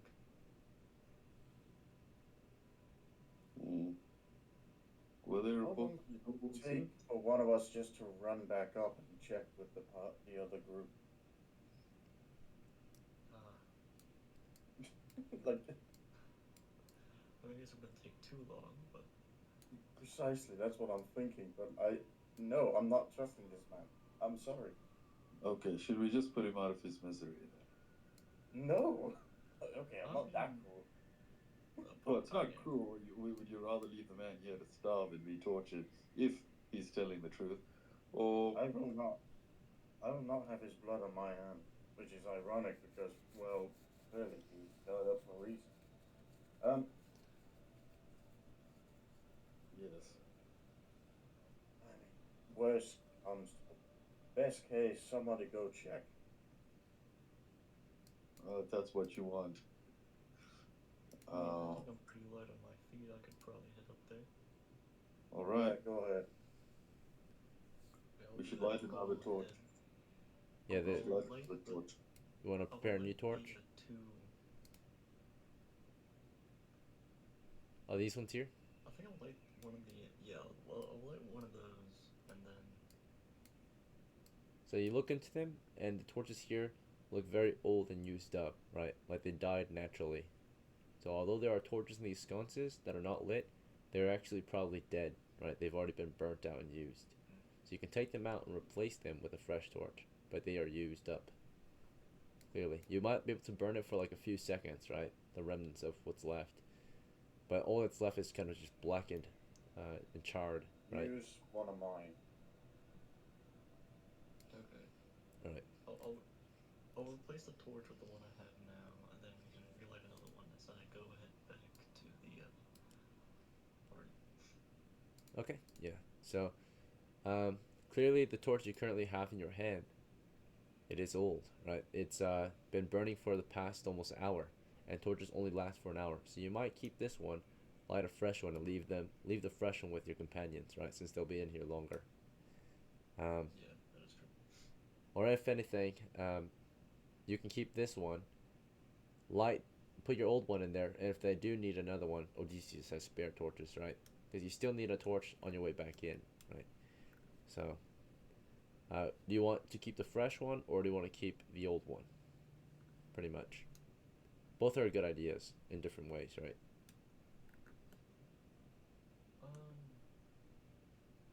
I think I'll keep the old one because maybe the party has torches that they can spare. Okay, so if you keep the old torch on you, and if you're not back in time, it might die before you get back to your crew, right? Versus if you take the fresh one, right, then they have to light up a new torch if you're too long, right? But you will have a lasting torch that should last you until you get back. So you chose to keep the old one, so you're kind of on a time crunch while they are not. Keep the old one. Right, so a new torch is lit right now. So torch lit at 11:10, right? So 10 minutes before yours dies, a new torch is lit. This one's left in the sconce here. We'll give this one some light now. Provides a radius of 20 feet. Right, and Mo's on the way out while you guys wait back here in the rotting chamber. Yeah, I'll keep an eye on him, but also the door behind me if that's possible. Alright, so Mo's on the way out. Okay, while Mo's out of here, Odysseus, you just want to keep an eye on this man. And Escos, you want to watch the exits. Yeah, so he can kind of watch both exits if he stands to the north, looks south, right? Yeah. And then Odysseus will keep his eye on the man who's chained up.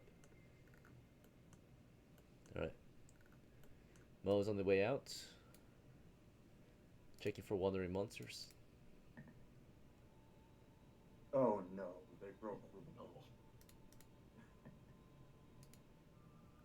No. door. Wait, Oh what? no. Right. So Mo, Bring it you're on. carefully on the way out, right? When you suddenly start to hear some strange noises up ahead.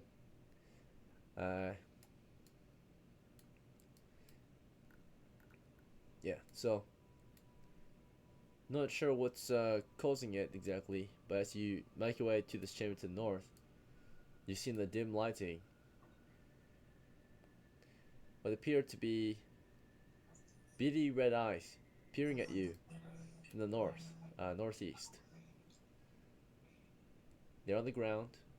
They're small. They look like there might be small creatures, right? So you see these beady red eyes looking up at you from the floor, northeast of you. And this can be witnessed, yeah, mainly to the northeast, maybe. And then, of course, maybe even to the west, right? We'll see how many there are. There's 11 of these pairs of eyes in here with Mother you. of tits.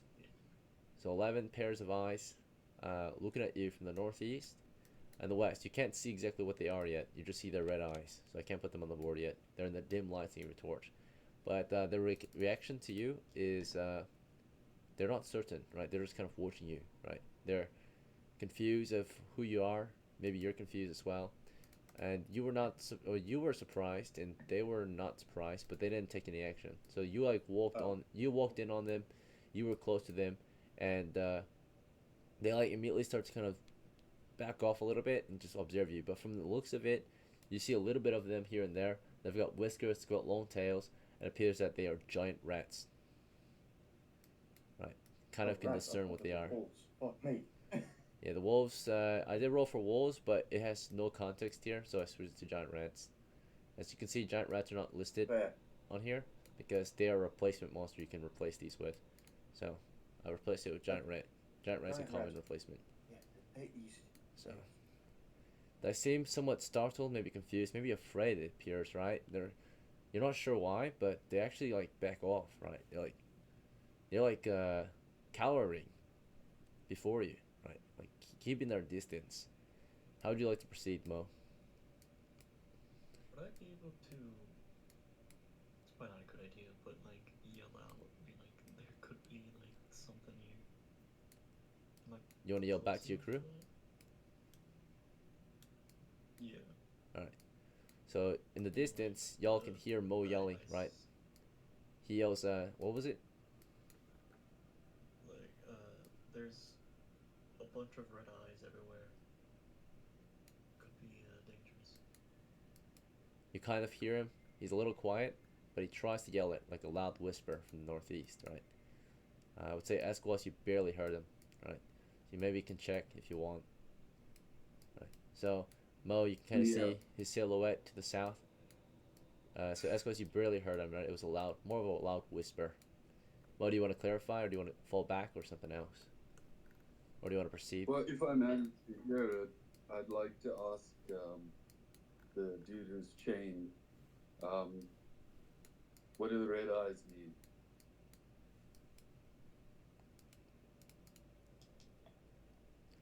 He's confused and tells you, the red eyes. I'm not sure what you speak of. There are many things that might be red. Many monsters with red eyes down here. Could be a demon, for all I know. Please release me. It is a horrible place to be locked up in. As he talks with Esquas, Odysseus, do you want to talk with him too, or do you just want to keep your eye on him? He's chained up, right? His No. hands are chained Yeah. by shackles. And his feet. Good. Esquas, Yes. what do you think? What do you think of following him out?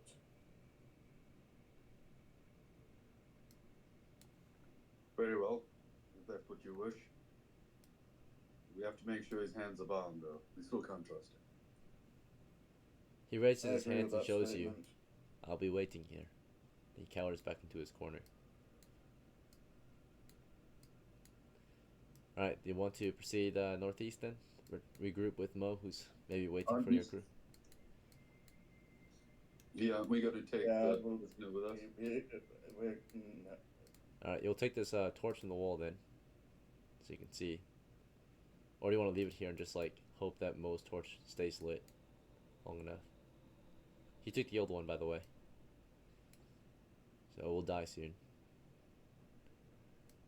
So you want to take the fresh one, or do you want to just leave it and go to Mo immediately, or something else? Esquas, how would you like to proceed? Gave you some ideas, of course, just now. I think we should just unlock the guy now. Okay, so you don't want to Take him proceed. with us. Free him now. Odysseus, how about you? I would say leave the torch behind and get up to Mo, considering the fact that he may be in trouble. Right. Do you want to suggest this, or do you want to do that? I want to do that. Okay. I'm so you're not just- suggesting yeah. it. You're just moving. Esquas was suggesting to free this guy, but you're already moving north. Esquas, realizing Odysseus kind of ignores you and rushes toward Mo instead. Do you want to follow him or something else? I guess I'll follow the money for now. I'll follow Odysseus. Money man. Alright, Mo, your torch is dwindling. And as it starts to weaken, you can actually see that the rats grow eager, actually. They actually like become less fearful and actually kind of start to reveal themselves, right? And they look curious. They start to grit their teeth. Some of them start to jitter. Some of them start to squeak eagerly, right? They look eager. Their ears are perked. Some of them even like have their tongues sticking out, like even drooling, right? You can kind of tell their mouths are starting to water now that your torch is dwindling, right? I would like to cast magic. Right. So the torch is actually about to die, so I'm gonna actually reduce it to 10. So you can see as it weakens, they get closer. There's almost a dozen of them in here with you.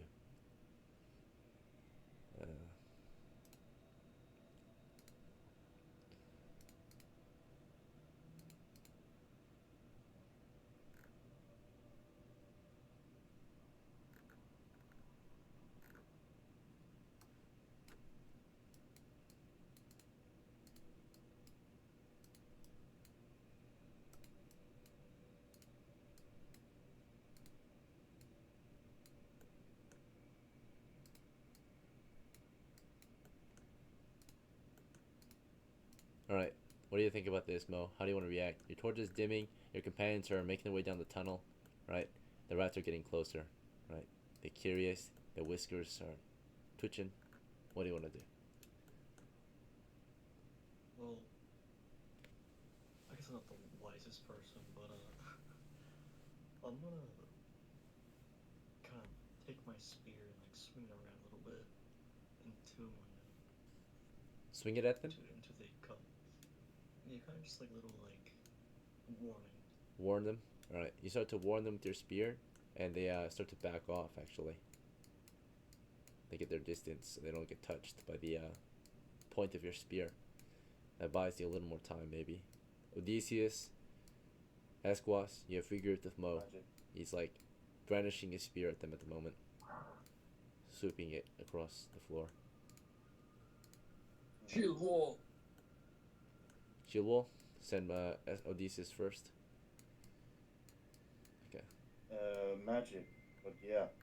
Have a spell scroll in one hand, the shield in the other. Is that possibility? Alright, if you want to cast a spell, you have to free one hand. So what would you like to put away? The spear. Okay. What's are you Rather using? just fucking drop it to get the scroll. Okay. What scroll are I'm you not grabbing? standing here in darkness. A light scroll? You want to cast light? Light. Okay. Yeah. So as Odysseus made his way down, right, immediately at the end of this corridor, he puts his spear gut up against the wall. He grabs at his scroll and is trying to read at it, right, as Mole's torch dwindles. In the meantime, Esquas, the rats have, they've backed off. You can't see any of them, but you can hear them clearly. Mo's sweeping the floor still, and his light dwindles even more, right? It's getting hella close now, like hella dark. But before it dies fully, you hear the rats. They actually get excited and are about to like move in, right? You hear them like carefully like skulking up to you, right? Their little fat feet patting the floor, right? You can hear them scampering up to you. These little ratty things, right? But then Odysseus' scroll, it goes off, right? He prays, he reads the prayer on the scroll, and he shines light throughout the area. Do you want to cast it against an object?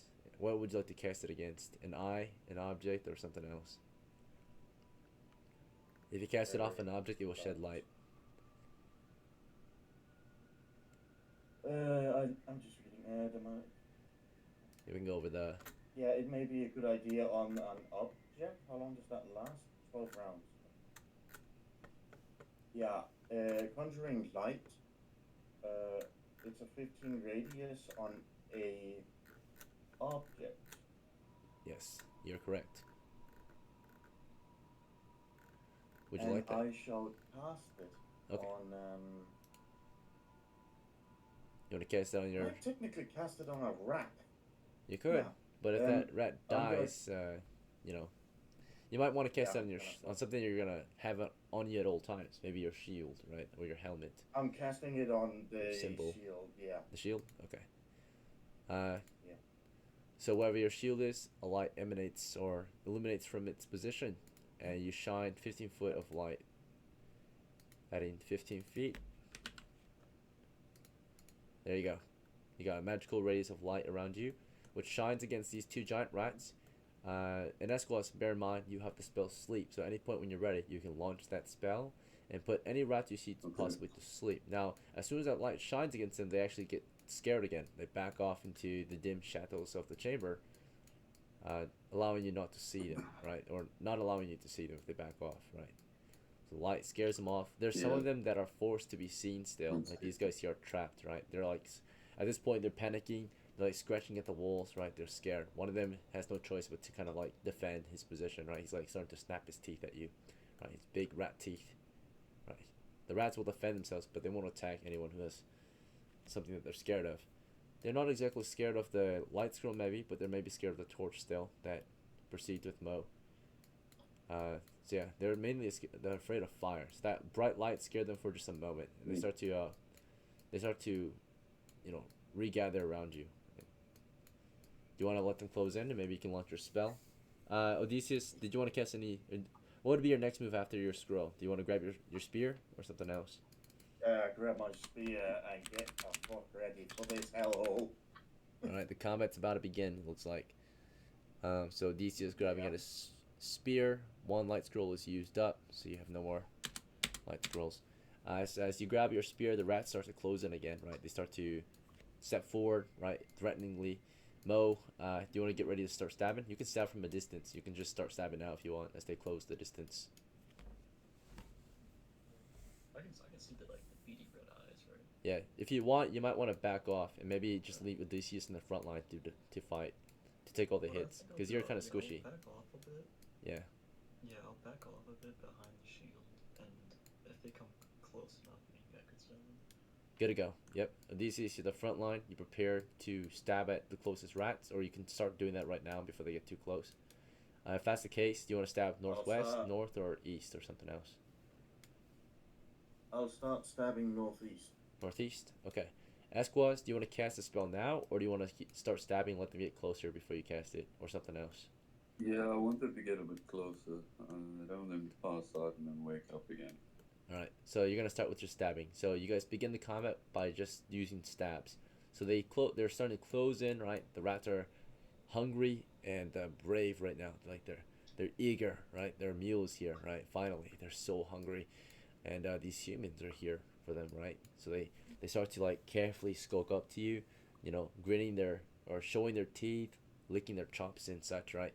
And before you know it, you're starting to stab it through their ranks, right? They didn't think you would defend yourselves. They weren't sure, right? You guys weren't very threatening to them, but now you start to harm them. Odysseus begins by stabbing at the first one. Do you want to go west, north, or east for your first stab? Fucking north. North. Okay. And this is important My because spear is strong enough, I believe. naturally the bulk of their masses are to the east, right? The north kind of is the divide, right? If you want to divide and conquer. And the west, though, is your exit. Bear that in mind. Alright, so you decide to go for the north first, right? Split them up a little bit. Yeah. And then Mo, as they close in, you can go for the one directly, closest to you. Same with Esquas if they close up. So if they close up enough, then you can start stabbing directly north as well. Odysseus began by stabbing north. Let's see how you do.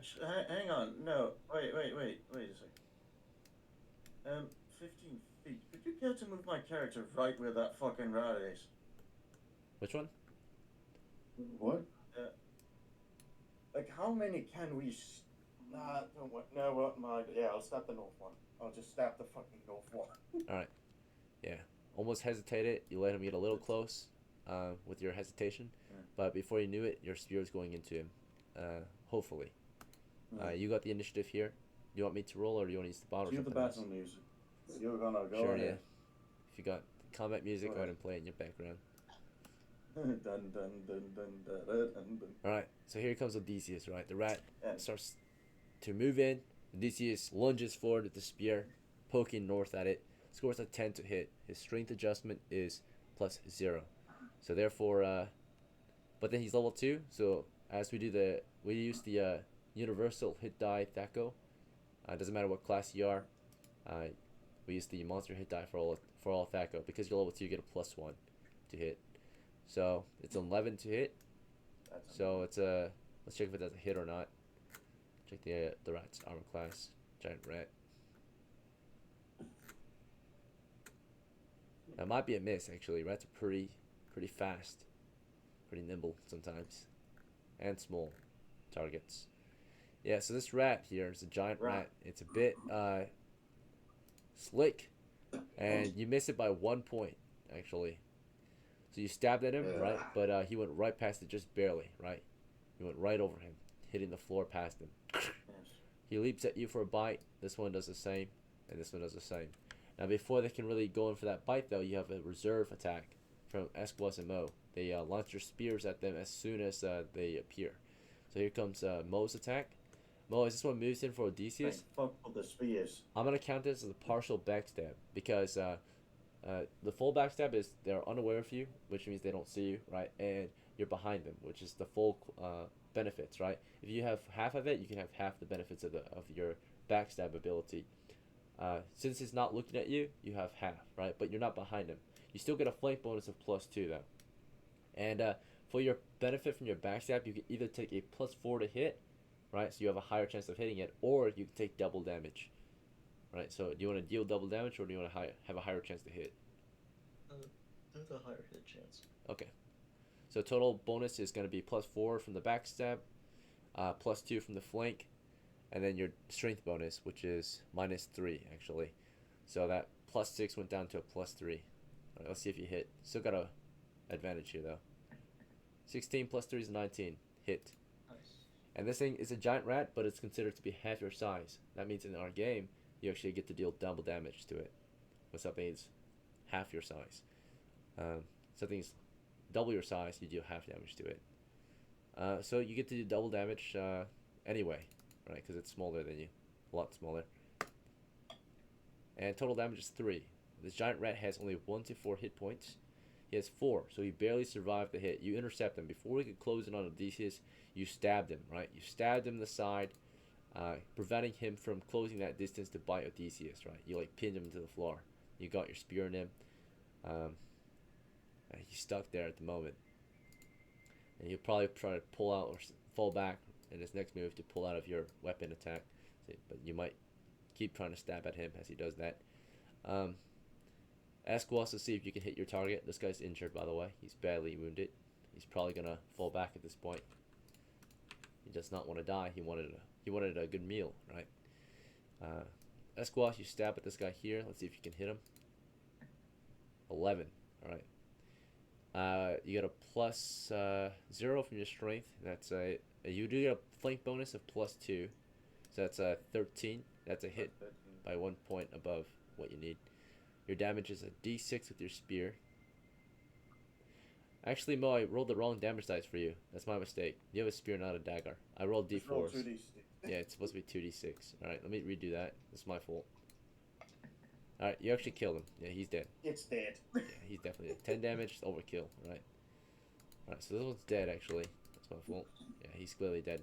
This one here is about to take double damage as well. He's been hit by Esquos. He's a lot smaller than Esquos. A giant rat, though, but takes 5 damage. Giant rat only has 1 to 4, so he's clearly dead as well.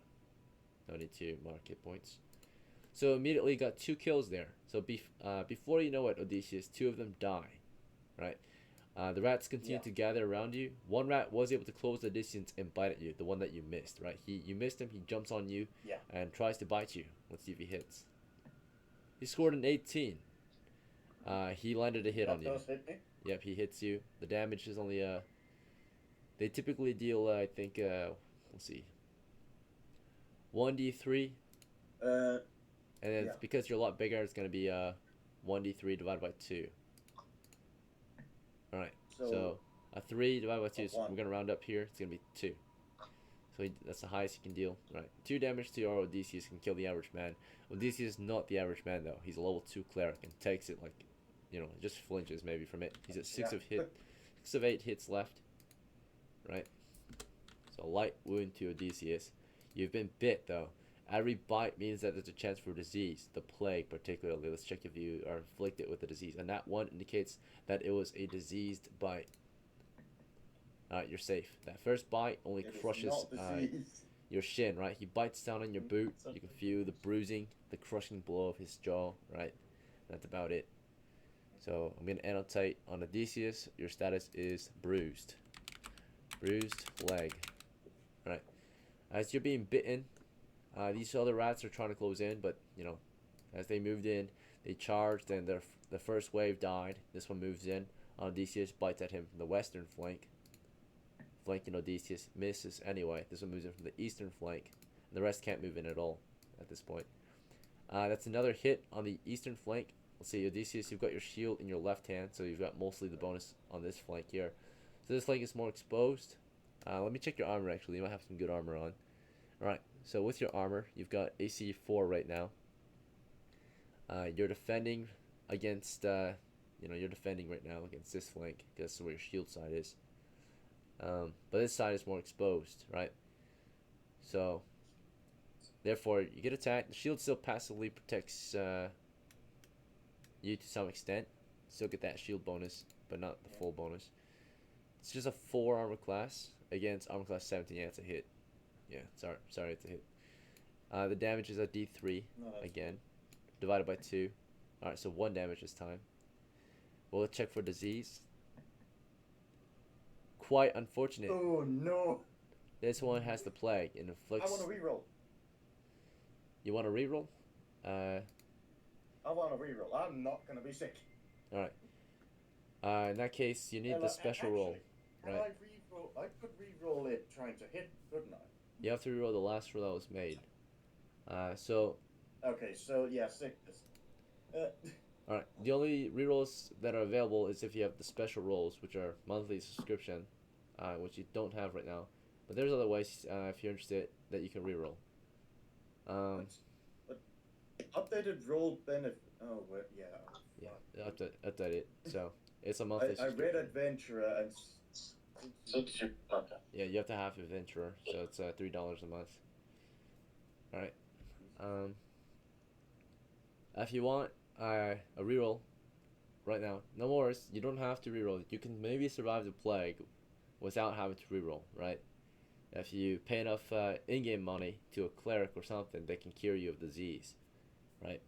You've got plenty of in-game money, so you might survive the plague anyway without having to reroll. Rerolling might cost you some money. Alright. So you want to just skip the reroll? Besides, it's not going to take effect immediately. Right, exactly.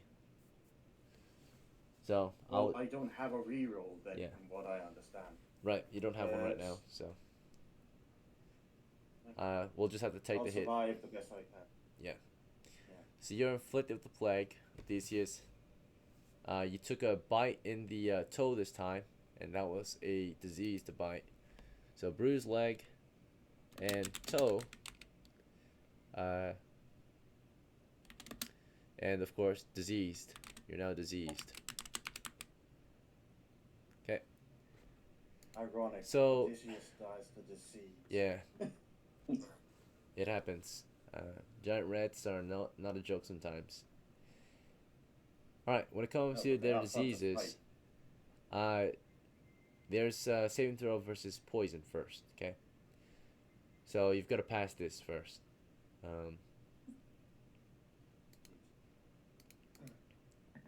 11, alright? So there's a chance you might not even get it because you actually have a saving throw, right? The victim may still avoid the disease by making a saving throw versus poison. If failed, the victim Yeah. will die in either 1 to 6 days. Otherwise, the victim will be sick in bed, right? So that means that if you failed it, you will die soon, right? Otherwise, Against poison, yeah? you're sick in bed for a month. Next, after that, roll 1d4. The You- disease is you only roll- deadly on a result of 1. The disease may be cured magically. So, Egan, I'll help you a bit. You rolled a 11, yeah? right, your cleric saving throws chart Yeah, is 11, right? and that, yeah. So I beat it. Okay, yeah. So, That's roll what I'm 1d4. The disease is only deadly on a result of 1. Okay. The victim may still avoid the disease saving throw. Okay, so I think how it goes actually is roll 1d4. The disease is only deadly on a result of 1. Okay. Avoid either die in 1d6 days or fall sick in bed for a month. So before you actually make the saving throw, there's actually a chance for it to not even be deadly, right? So that's a 1 in 4 chance, not deadly. Or wrong dice. Alright, so it wasn't deadly in the first place, actually. Which means that I think you're just going to be sick in bed. Wait, let me reread this. For the next The victim month. may still avoid disease. So this Making a chance saving throw against poison. versus And you rolled poison. an 11. If failed, dies. Otherwise, sick. And then after you check if you're sick or not, you have to check if it's deadly disease, right? Roll 1d4. The disease only deadly on result of 1. It's kind of backwards. Let's see. So you passed here. So that means if you passed here, it says you're sick in bed for 1d6 days. and then you gotta check for if it's deadly or not.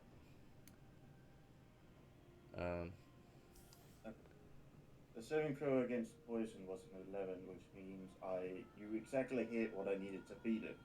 Right. Um, It says so you will if there's die in anything 26 more you need days. to roll, Otherwise, you're just sick in bed. So I guess you're bit, but you might be sick in sick bed. in bed. Yeah. If failed this, otherwise you're sick in bed. You passed, so that means Yeah, you're just sick in when- bed. yeah, whenever, and the disease is not gonna, go effect immediately. It's gonna Right. take a second or two. And then So, here it yeah. says it's Okay, only let's deadly on a continue. 1 in 4 chance right here. Hmm? Right here though, it's kind of weird. It says roll 1d4. The disease is only deadly on a result of 1. We rolled a 1.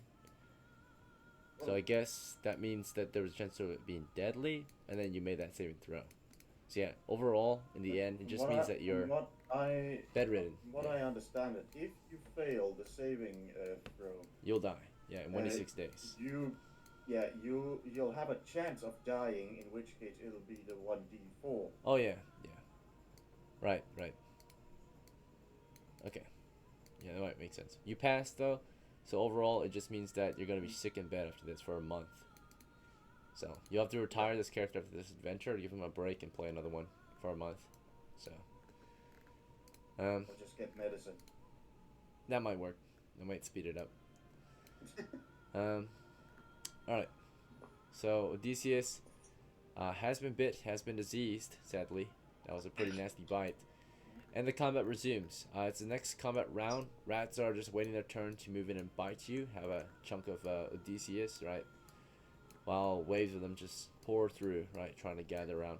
At this point, I think, Esquas, you can see a lot of them. Do you want to cast a spell this round, or do you want to keep stabbing? Yeah. How many of them can I get with sleep, or is it just one? Alright, so the ones that are visible to you, I'll say, are these two for sure. These ones are kind of... You can't really see them too well because Odysseus is in the way. Same with these ones.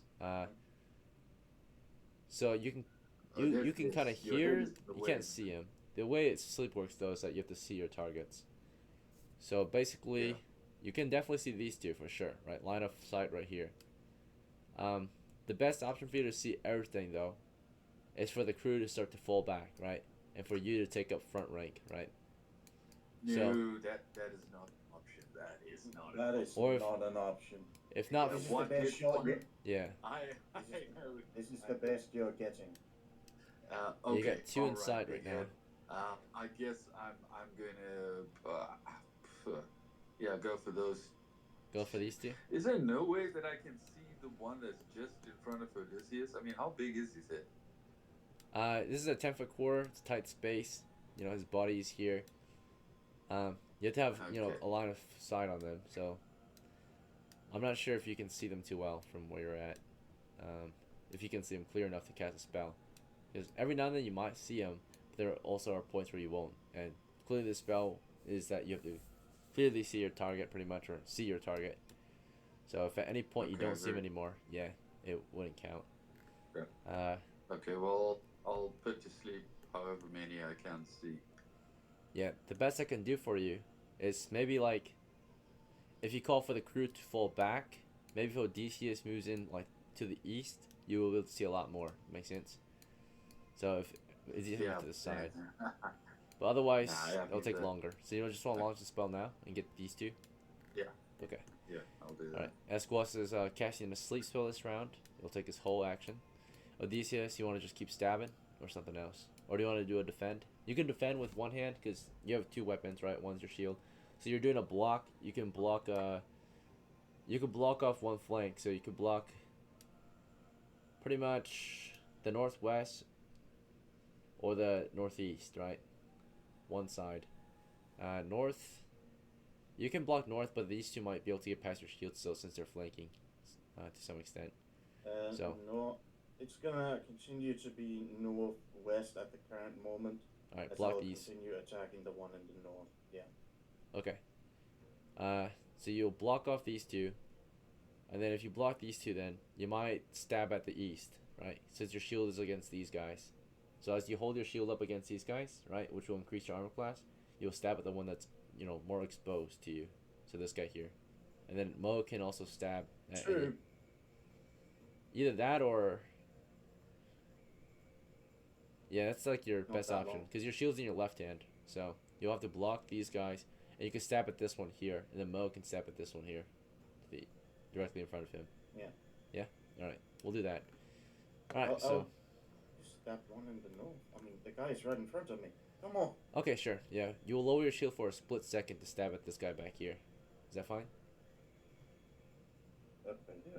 Yeah, because if you want to stab at him, you got your shield. You kind of have to lower it or move it out of the way so you can stab. That will let this guy hit you, or let this guy have a higher chance to hit you. Naturally, I see the issue at hand. Yeah. okay. So that's why I was saying go for these two. Yeah. If you want a higher bonus to AC, but you will still have a pretty good bonus either way. Just yeah. Yeah. You still want to go for this one, right? Okay. Yeah. All right. Let's see how this goes or plays out. I'll change it up next round. I'll take the punishment as needed. So, the rats are close. The ones that are in close have initiative naturally. They're very close, and that means their attacks are a lot faster than you can stab with your spear. Your spear is a lot longer. So you're trying to get a stab in on this guy to the north before you can stab that one. These three get their bites in. As these three are biting on you, Mo and Esquas Mo is attacking with a spear still, thrusting it into this guy, while Esquas is casting a spell. This guy's bite is a lot faster than Esquas or than Mo's next stab, right? Because he's so close to you already. He moved up onto you and is biting into you already, right? So before Mo gets that next stab in, he's already biting into you. These three rats have the initiative. They're in close quarters, right? Very close quarters. Here comes their 3 attacks on our shield bearer. Alright, this 12 is on the western flank. That's a miss. 15 here is on the north flank here. Your armor class in this position is armor class 4 instead of armor class 2. You have armor class 2 against this guy because you're Yeah. blocking him. Went down. But you lowered your shield against this guy so you can stab this one. Yeah. So you have your shield against this guy pretty much. You stab at this one, you lowered your shield or moved out of the way to stab at that one. So this guy attacks you against armor class 4 right now. And a 15 against armor class 4 is a hit, unfortunately. So as you're stabbing this one, he's chewing into your leg. This guy on the east misses you clearly. That's a 7. So, alright. So you only take one more hit this round. It's a D3 divided by 2. 1 damage. I think I forgot to annotate the other wound earlier, so I'll do that now. So it should be 4 now. Because the other guy did 1 damage earlier too. The one that caused you disease, right? It was 2, 1, and 1. So you're at 4 hit points now. Yeah. Disease check again. Alright. You're safe. So he's biting you, or this one's biting you right now. You took another hit. At this point, Odysseus is actually wounded, right? You're at half hit points. So you're taking a lot of hits now. Your leg being chewed up, right? As you lower your shield, another bite toward the knee, right? This one takes a little nibble out your nibble into your knee area, bruising your knee, right? You can feel his teeth pressed up on your kneecap. As you stab at this one here, here comes your stab. And spells happen last, by the way, if you're wondering. Yeah, the stab is a miss here. So you miss at this guy, he hit the wall or hit the floor beside him. He just kind of like steps out of the way, right, and steps forward. This one here gets stabbed at by Mo. Let's see, this one's still facing you, distracted by you. So Mo, you have another partial backstab, right? As you stab from, the rear. So it's not paying attention. You're just getting stabbed at from the flank. Do you want a double damage or do you want a +4 to hit? +4. Okay. To hit. Guarantee your hit. That's 12. No, that's a That's a hit. yeah. With all your bonuses, that's an 11 actually, +3. Yeah, so he has a +4 from backstab, +2 from flanking. That's and the -3 from his freaking strength. So that's an 11. That might miss by 1 point actually. Yeah, that's a 1 point miss because he's physically super weak. The penalty's too big. So you would have gotten him, but with your second stab, you can feel yourself kind of already wearing out, like exhaustion, right? Like you going for that next stab, it would have made contact if you just put a little more energy into that, right? But you're already breathing heavily, and you missed the attack, right? or the attack was too soft and slow, right? Unfortunate. So Spear just kind of taps the floor near this giant rat as he tries to chew into Odysseus' armor. Esquos here launches his spell, right? Here comes the spell. He has 2 in sight, clearly. So here comes 2d8 worth of hit dice. All are inflicted. Wait. Egan, would it be possible to basically, as you've probably done it in my turn, but drop down so you can see all of them? Yeah, but that would have given them a higher chance to hit you. The closer, if you're kneeling, right, then you have they have a higher chance to hit you, right? Possibly in melee at least. You'll lower your willing defenses. to risk it. So. Personally, I'm also willing to risk that. Right, you kind of did forget, but if you really wanted to go back, we would have to reroll their attacks, right? Give them a higher chance to hit you. Could we But- wait with his magic to next round then? Yeah, he can hold off. Like Esquos, if you want, you can like not finish the spell, right? You can like, you're about to launch it, right? Release the magic, but you like hold back if you want. You gotta finish up the last few words. Yeah. You want to hold back? Can I change it up? If I hold back, can I change up to fire and arrow? Is that not possible? You're like mid cast, so if you change up completely, the spell will be dispelled typically, like very mid casting. Oh, okay. You disrupt your own spell. Um, You're just taking longer to release it, right? Okay. Like you're in the middle of casting, right? I guess I'll hold it. If that's the plan, it is. Yes, I'll hold it. Hold, right? You can like, I'll say Odysseus for your dialogue turn, right? You have 1 dialogue per round. You like say, Esquos, wait, right? So he waits, right? He doesn't cast. And in that case, Esquos never casted his spell. The rats continue chewing at our ranks. Let's hope that Odysseus can hold the line a little longer, right? If he falls, it's over for Mo and Esquos most likely. They're very squishy, right? So, back into Odysseus. Do you wish to keep stabbing? Do you want to do a shield, or do you want to block the northwest fully this time and maybe focus on stabbing the northeast or east? I will block, as you say, north, west fully. Okay. Like northwest fully. Alright. However, This flank is blocked now. I'm gonna change it up to basically, dropping my spear and. Oh no, do I need to drop my spear to cast Cure Light Wounds on myself?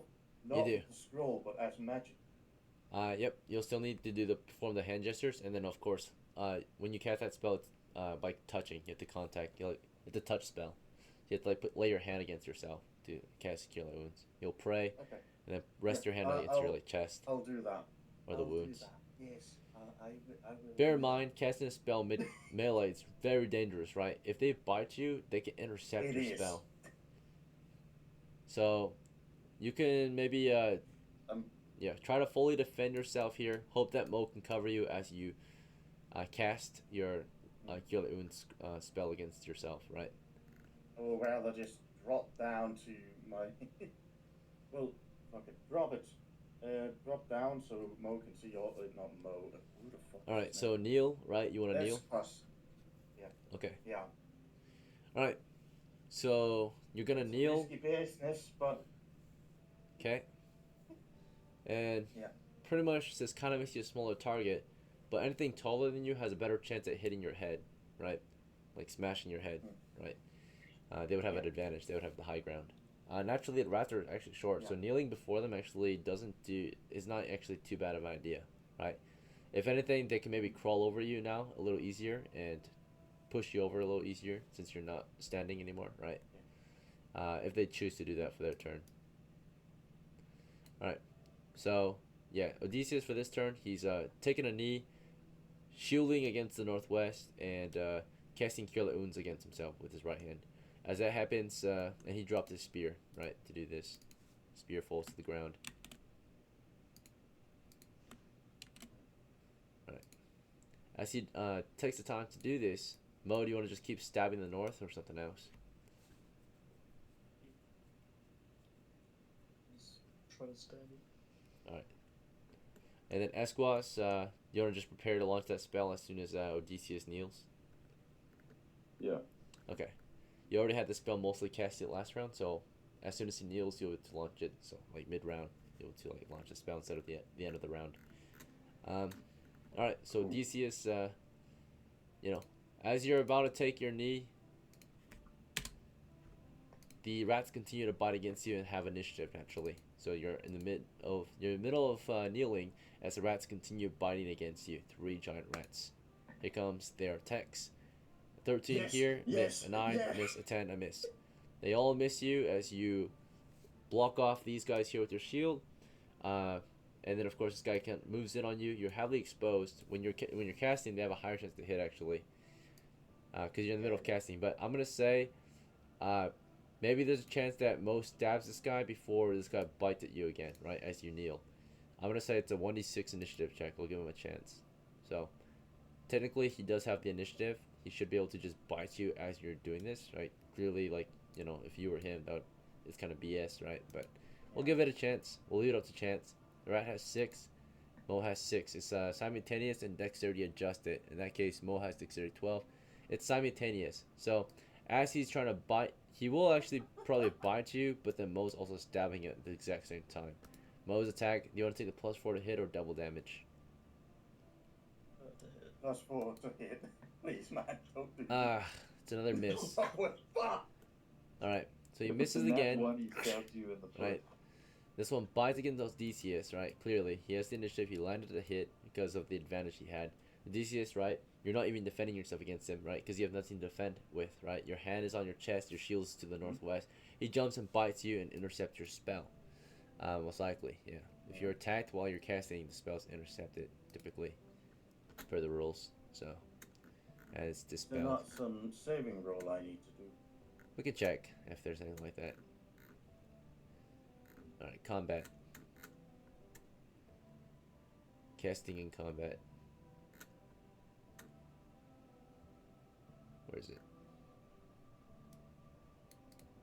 Magical bonuses. 7. Somewhere in here.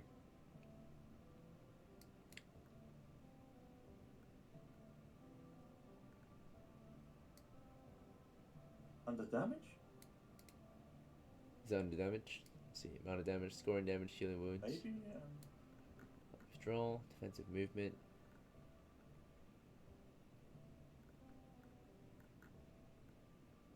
That's weird. Should be in here somewhere. Morale, adjustment, container. Alright, I'll just check my other rule set. Should have it.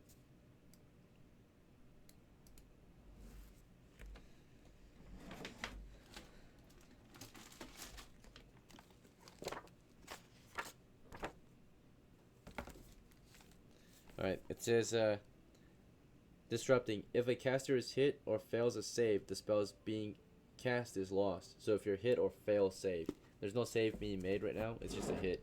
So yeah, your spell is intercepted, sadly. Before you can launch the spell, because you're already in combat and no one's here to back you up or replace your position, right? This rat does bite you, does deal 1d3 divided by 2 damage, which is just one more damage again. At this point, you're getting very close to death, right? Maybe 2 more hits and you're out. 2 to 3 more hits and you're out. So he bites you, another disease check. Pass, you're good. And your spell's intercepted, so it's interrupted, right? You lost your spell. Right, the rat bites down on you. You're like, fucker, right? Like you were like probably like doing the hand gestures to pray, and he bites on your hand and interrupts it, right? He like jumps up and bites your fingers. Little shit. You like try to shake him off, but Mo misses his stab, and Esquas launches his spell finally. And because you're kneeling, he now can see all targets pretty much, right? He sees the one on your hand. He sees all of these guys. He can't see this one to the west because the wall is in the way. He sees these ones. He sees these No, but ones, he can these, and see. these, right? He sees all of these, all the ones to the east, pretty much, north and east. Yeah. All right, here comes the spell. This is our saving grace from Alright, our you magic rat user. bastards. Sleep. 14 hit dice worth. All of them are targeted except this one here, and then they all make a saving throw versus spells. Right? They need, I think, an 18 or higher to pass. If they get an 18, they don't fall asleep. All right, this one did not fall asleep. Oh. That one's sleeping, sleeping, Sleep. sleeping, sleeping. Yeah. One more right here. All right, so this one and this one did not fall Okay, asleep. so 2 awake. So to represent their sleep status, I'm gonna just turn them like this. Yeah, 2 did not fall asleep. Everyone else crashed to the floor asleep. Is hit by a forceful energy that just knocks them unconscious. So they'll just get knocked to the ground unconscious, right? Right, just fall over, limp in, Hockey. restful. While this one, of course, is hit as well, but like shakes it off. Same with this one, shakes it off, right? All right. Well, we've dwindled their numbers heavily. They've lost more than half of their numbers. They're gonna make a morale check before the next round starts. Here's the morale check. Pass. They keep fighting, despite the situation. Like they don't really pay attention. This one keeps on chewing at Odysseus. This one, despite seeing all of these guys fall over, just charges, right, enraged, right, maybe vengeful for the losses, for the great losses, like, you know, just full on charge. This one does the same, kind of rounding the corner. Before he can close in, right, before this can close in, Odysseus, do you want to stab this one again, or stab at this one, or do you want to just stab at this one? Which one would you like to stab at? Stab that one up. I'll have my shield, still to the northwest. Okay, so northwest, stab this one. So yeah, there, and I'll stab that fucker there. Okay, blocking this side, stabbing I this mean, one. the shield is probably right beside me, so Yeah. Not shield. The spear is probably right beside me. You grabbed your spear. Oh yeah, so you're grabbing your spear right now, right? Because you just cast it. So you grab the spear, and as you grab the spear, this rat jumps up at you and attacks. So you lose initiative since you had to grab your spear, but you will still get an attack. Yeah, it's just fine. later in the round, right? So he does close in to bite you. Esquas, you can just stab this guy, right? This guy's coming from the north. So Esquas, you stab at this one that's trying to bite at Odysseus' flank. Before it does, you landed a miss. Mo, before this one crashes into Odysseus as he pulls his spear from the wall, you get a stab on this one. You want a +4 to hit or double damage? For the That's please, fine. +4 for the hit. Good to go. Finally you hit. Yes. Double damage. And that's a kill. 5 damage is more than enough. He gets a stab before this guy can jump onto you, right? The only one that has the good chance to hit you. These guys are blocked off by your shield, have a very low chance to hit. When you have your shield raised against them, the shield's bonus is doubled, right? So instead of a 1 bonus, it's a 2 bonus, and that drops your armor class to 3 then, right? So from 5 to 3 with your shield bonus. Alright, so you're blocking off these 2. Very good. Let's check out if either of them can hit. Alright, 15 against an arm class None. 3, misses by 1 point, right? You blocked them off, clearly. The last 2 are in the fight. Another one just died. Esquas, you want to keep stabbing or something else? I'd like to Fight's nearing take an out end. my bow and arrow. Okay, yeah. Maybe.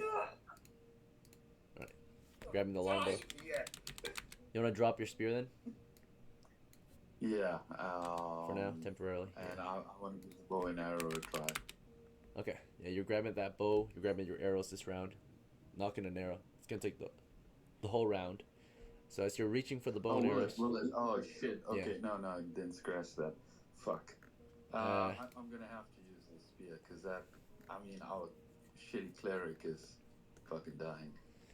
Alright, you were a bit hesitant, so I will say that instead of being able to shoot this round or fully losing your turn, you just didn't drop your spear. You have your spear and bow, and you realize that, it's taking a little long, so near the end of the round, you, drop your bow, or, yeah, you can drop your bow again. The bow falls to the ground, you can use the spear in 2 hands, and do a little more damage. So, bow falls to the ground. In the end, you lost your attack still, but at least you still have your spear in your hand, you didn't drop it. So you're a bit hesitant there. Mo, you have no targets available since, they're on the other side. What you could do is you can try to squeeze past Odysseus into the chamber to get some space in there and stab. Would you like to do that, or something you just want to stay further back? You can advance carefully, or you can hold, or something else. You have any other ideas? Probably sneak past, so they can't see me. Oh yeah, this torch is dead. I'm just gonna. You don't have to hold this torch anymore. It's a dead torch. You could just drop it. So, yeah, you want to sneak Light the past? torch again. Let's use fire. Fire will scare them. They're scared of Yes, torches let's being fire. torchlight. If he wants to light a new torch, he needs a fire source, and that's gonna take a while to prepare. So unless he has a tinder box, it might take a round or two. So Mo, like you said though, you wanted to sneak forward, right? Skulk into the shadows, right? So you can get that backstab bonus still. So you like quickly like squeeze against the wall, try to carefully, quietly go around that corner into the shadows, so you can stab from the flank. So you're doing that in the process of doing that while these guys are busy biting into Odysseus. All right, and while Esquas was, kind of finicking or fumbling his weapons about, accidentally maybe, right? Here comes Odysseus with the stab with the spear. Do you want to go for the west or the north this time? Bear in mind your shield's on the western flank, so it might be easier to stab this guy first, right? If you stab at this guy first, your shield is not really helpful anymore. It'd be like blocking nothing except this guy. Make sense? Yeah. So you're better off attacking the one to your right, right? If you want to have a good defense to the left. All right. Here comes I'll keep my Odysseus. good defense to the left, and Yeah, since your shield's in the left hand. let's see. That's a 9 to hit, plus 1 bonus from level 2. It's a 10. Miss by 2 points. He bites. I Yeah. forgot they actually have first attack though. 2 bites your way. 12 is from this guy. That's a miss. 5 is from this guy. That's a miss. Mo was able to squeeze past you while they were busy and step into the shadows, right? So you can stab with a full. If you want, you can do a full backstab. You would sneak up here and move around into the shadows here and stab from the full rear, right? So quickly, you basically would jump here, right, and then sprint off over here and then start stabbing. Full backstab bonus. You want to do that, Mo? Yeah, that's what I was kind of thinking of. All right, good to go. Yeah, you encircle them, right? Move in back to the shadows, and then start stabbing from the darkness. Esquas, you want to resume stabbing with 2 hands against this giant rat? Yeah. All right, and then Odysseus will focus on that north one still. Here we go. We'll start with the rats again. 14's a miss. 30's a miss. Here comes Esquas. A miss. Here comes Mo. With a full backstab. Yep, plus 4. And then plus 4 again. So plus 8 because he's a rear attack. So that's 15. Minus 3 from strength penalty. So that's 12. That's a. Yep, hit. That's a hit. No, wait, it's a 13. Should be a hit. Yeah. Is that it? All right. Technically, you do have the high ground too. High ground bonus. All right. Damage is doubled still, and it's going to double again because it's full backstab. So it's overkill, like huge overkill. Oh, it's dead. It's 20 there's damage. No way You it cannot splattered him, die. right? You basically sliced him in half with your spearhead. You stabbed and ripped him open, right? Very good thrust into the rat's behind, right?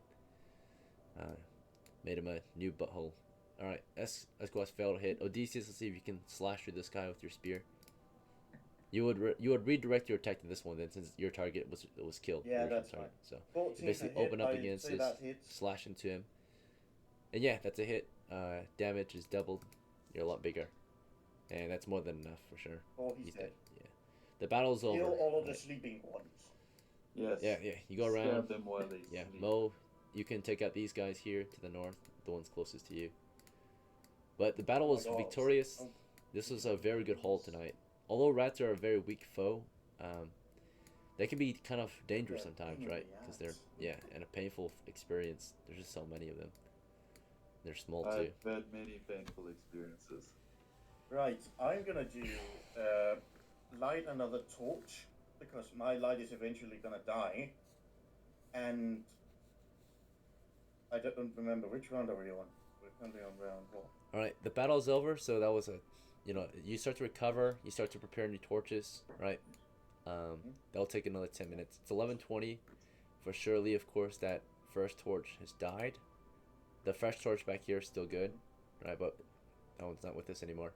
We're lighting a fresh torch right now at 11:20. So torch 3 was lit at 11:20. Right. From here, let's see. I also noticed we haven't played for a while, so we probably should take a little break as well, especially after that combat. Looks like, oh shit, We've been playing for about 3 hours almost already. We skipped our halftime break. Yeah. How about this? We'll take a small break right now, and then when you get back, we'll wrap up the adventure. We'll like have you guys loot up and Yeah. head back to town. GM, sorry, I need to go in like 30 Oh, minutes. okay. How about this? We'll just wrap it up now then. Yeah, we'll just skip the halftime break. Yeah. Just wrap it up right now.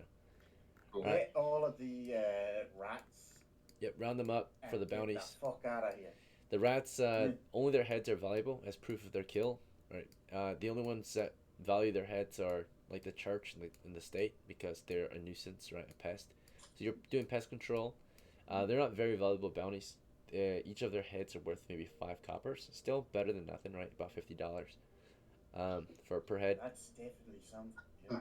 When it comes to experience, though, that's where the big hole is, right? Each rat is technically worth half an experience. So 2 rats is 1 experience. So there was 11 total. I'll round it up though.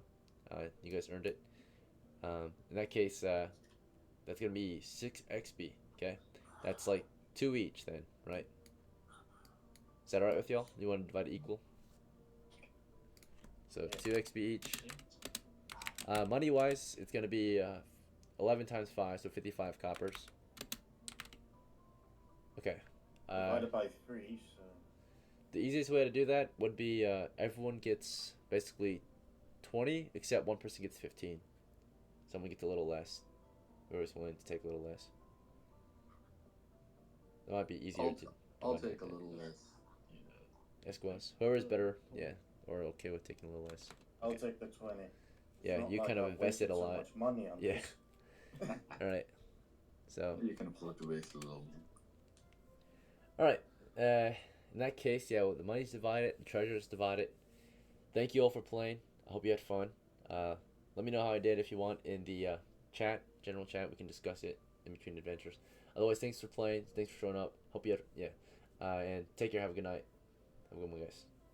Thanks, GM. Thanks, lads. Have a good one. Yeah. Oh, DM. What's up? If possible, buy medicine to see if I can get, a bit faster, not sick. Right. Yeah. I'd say like Otherwise, medicine. I should be good. Definitely would speed it up by like it would count as like 1 day, so you've got like 30 days of Yeah. recovery. So if you take medicine, it will just speed it up by ×2, but you have to take it every day. So you have to buy like 15 medicine, right, to make it cost only half the time, right? So it would cost 15 days, 15 coppers if you want to speed it up through medicine, right? So a little expensive. Yeah, fine, I have the money. 15? All right. Yeah. Yep, we'll go over that in a bit. Have a good night. I'll make sure to note that you are going to take medicine. Good night, bro. Thanks for playing.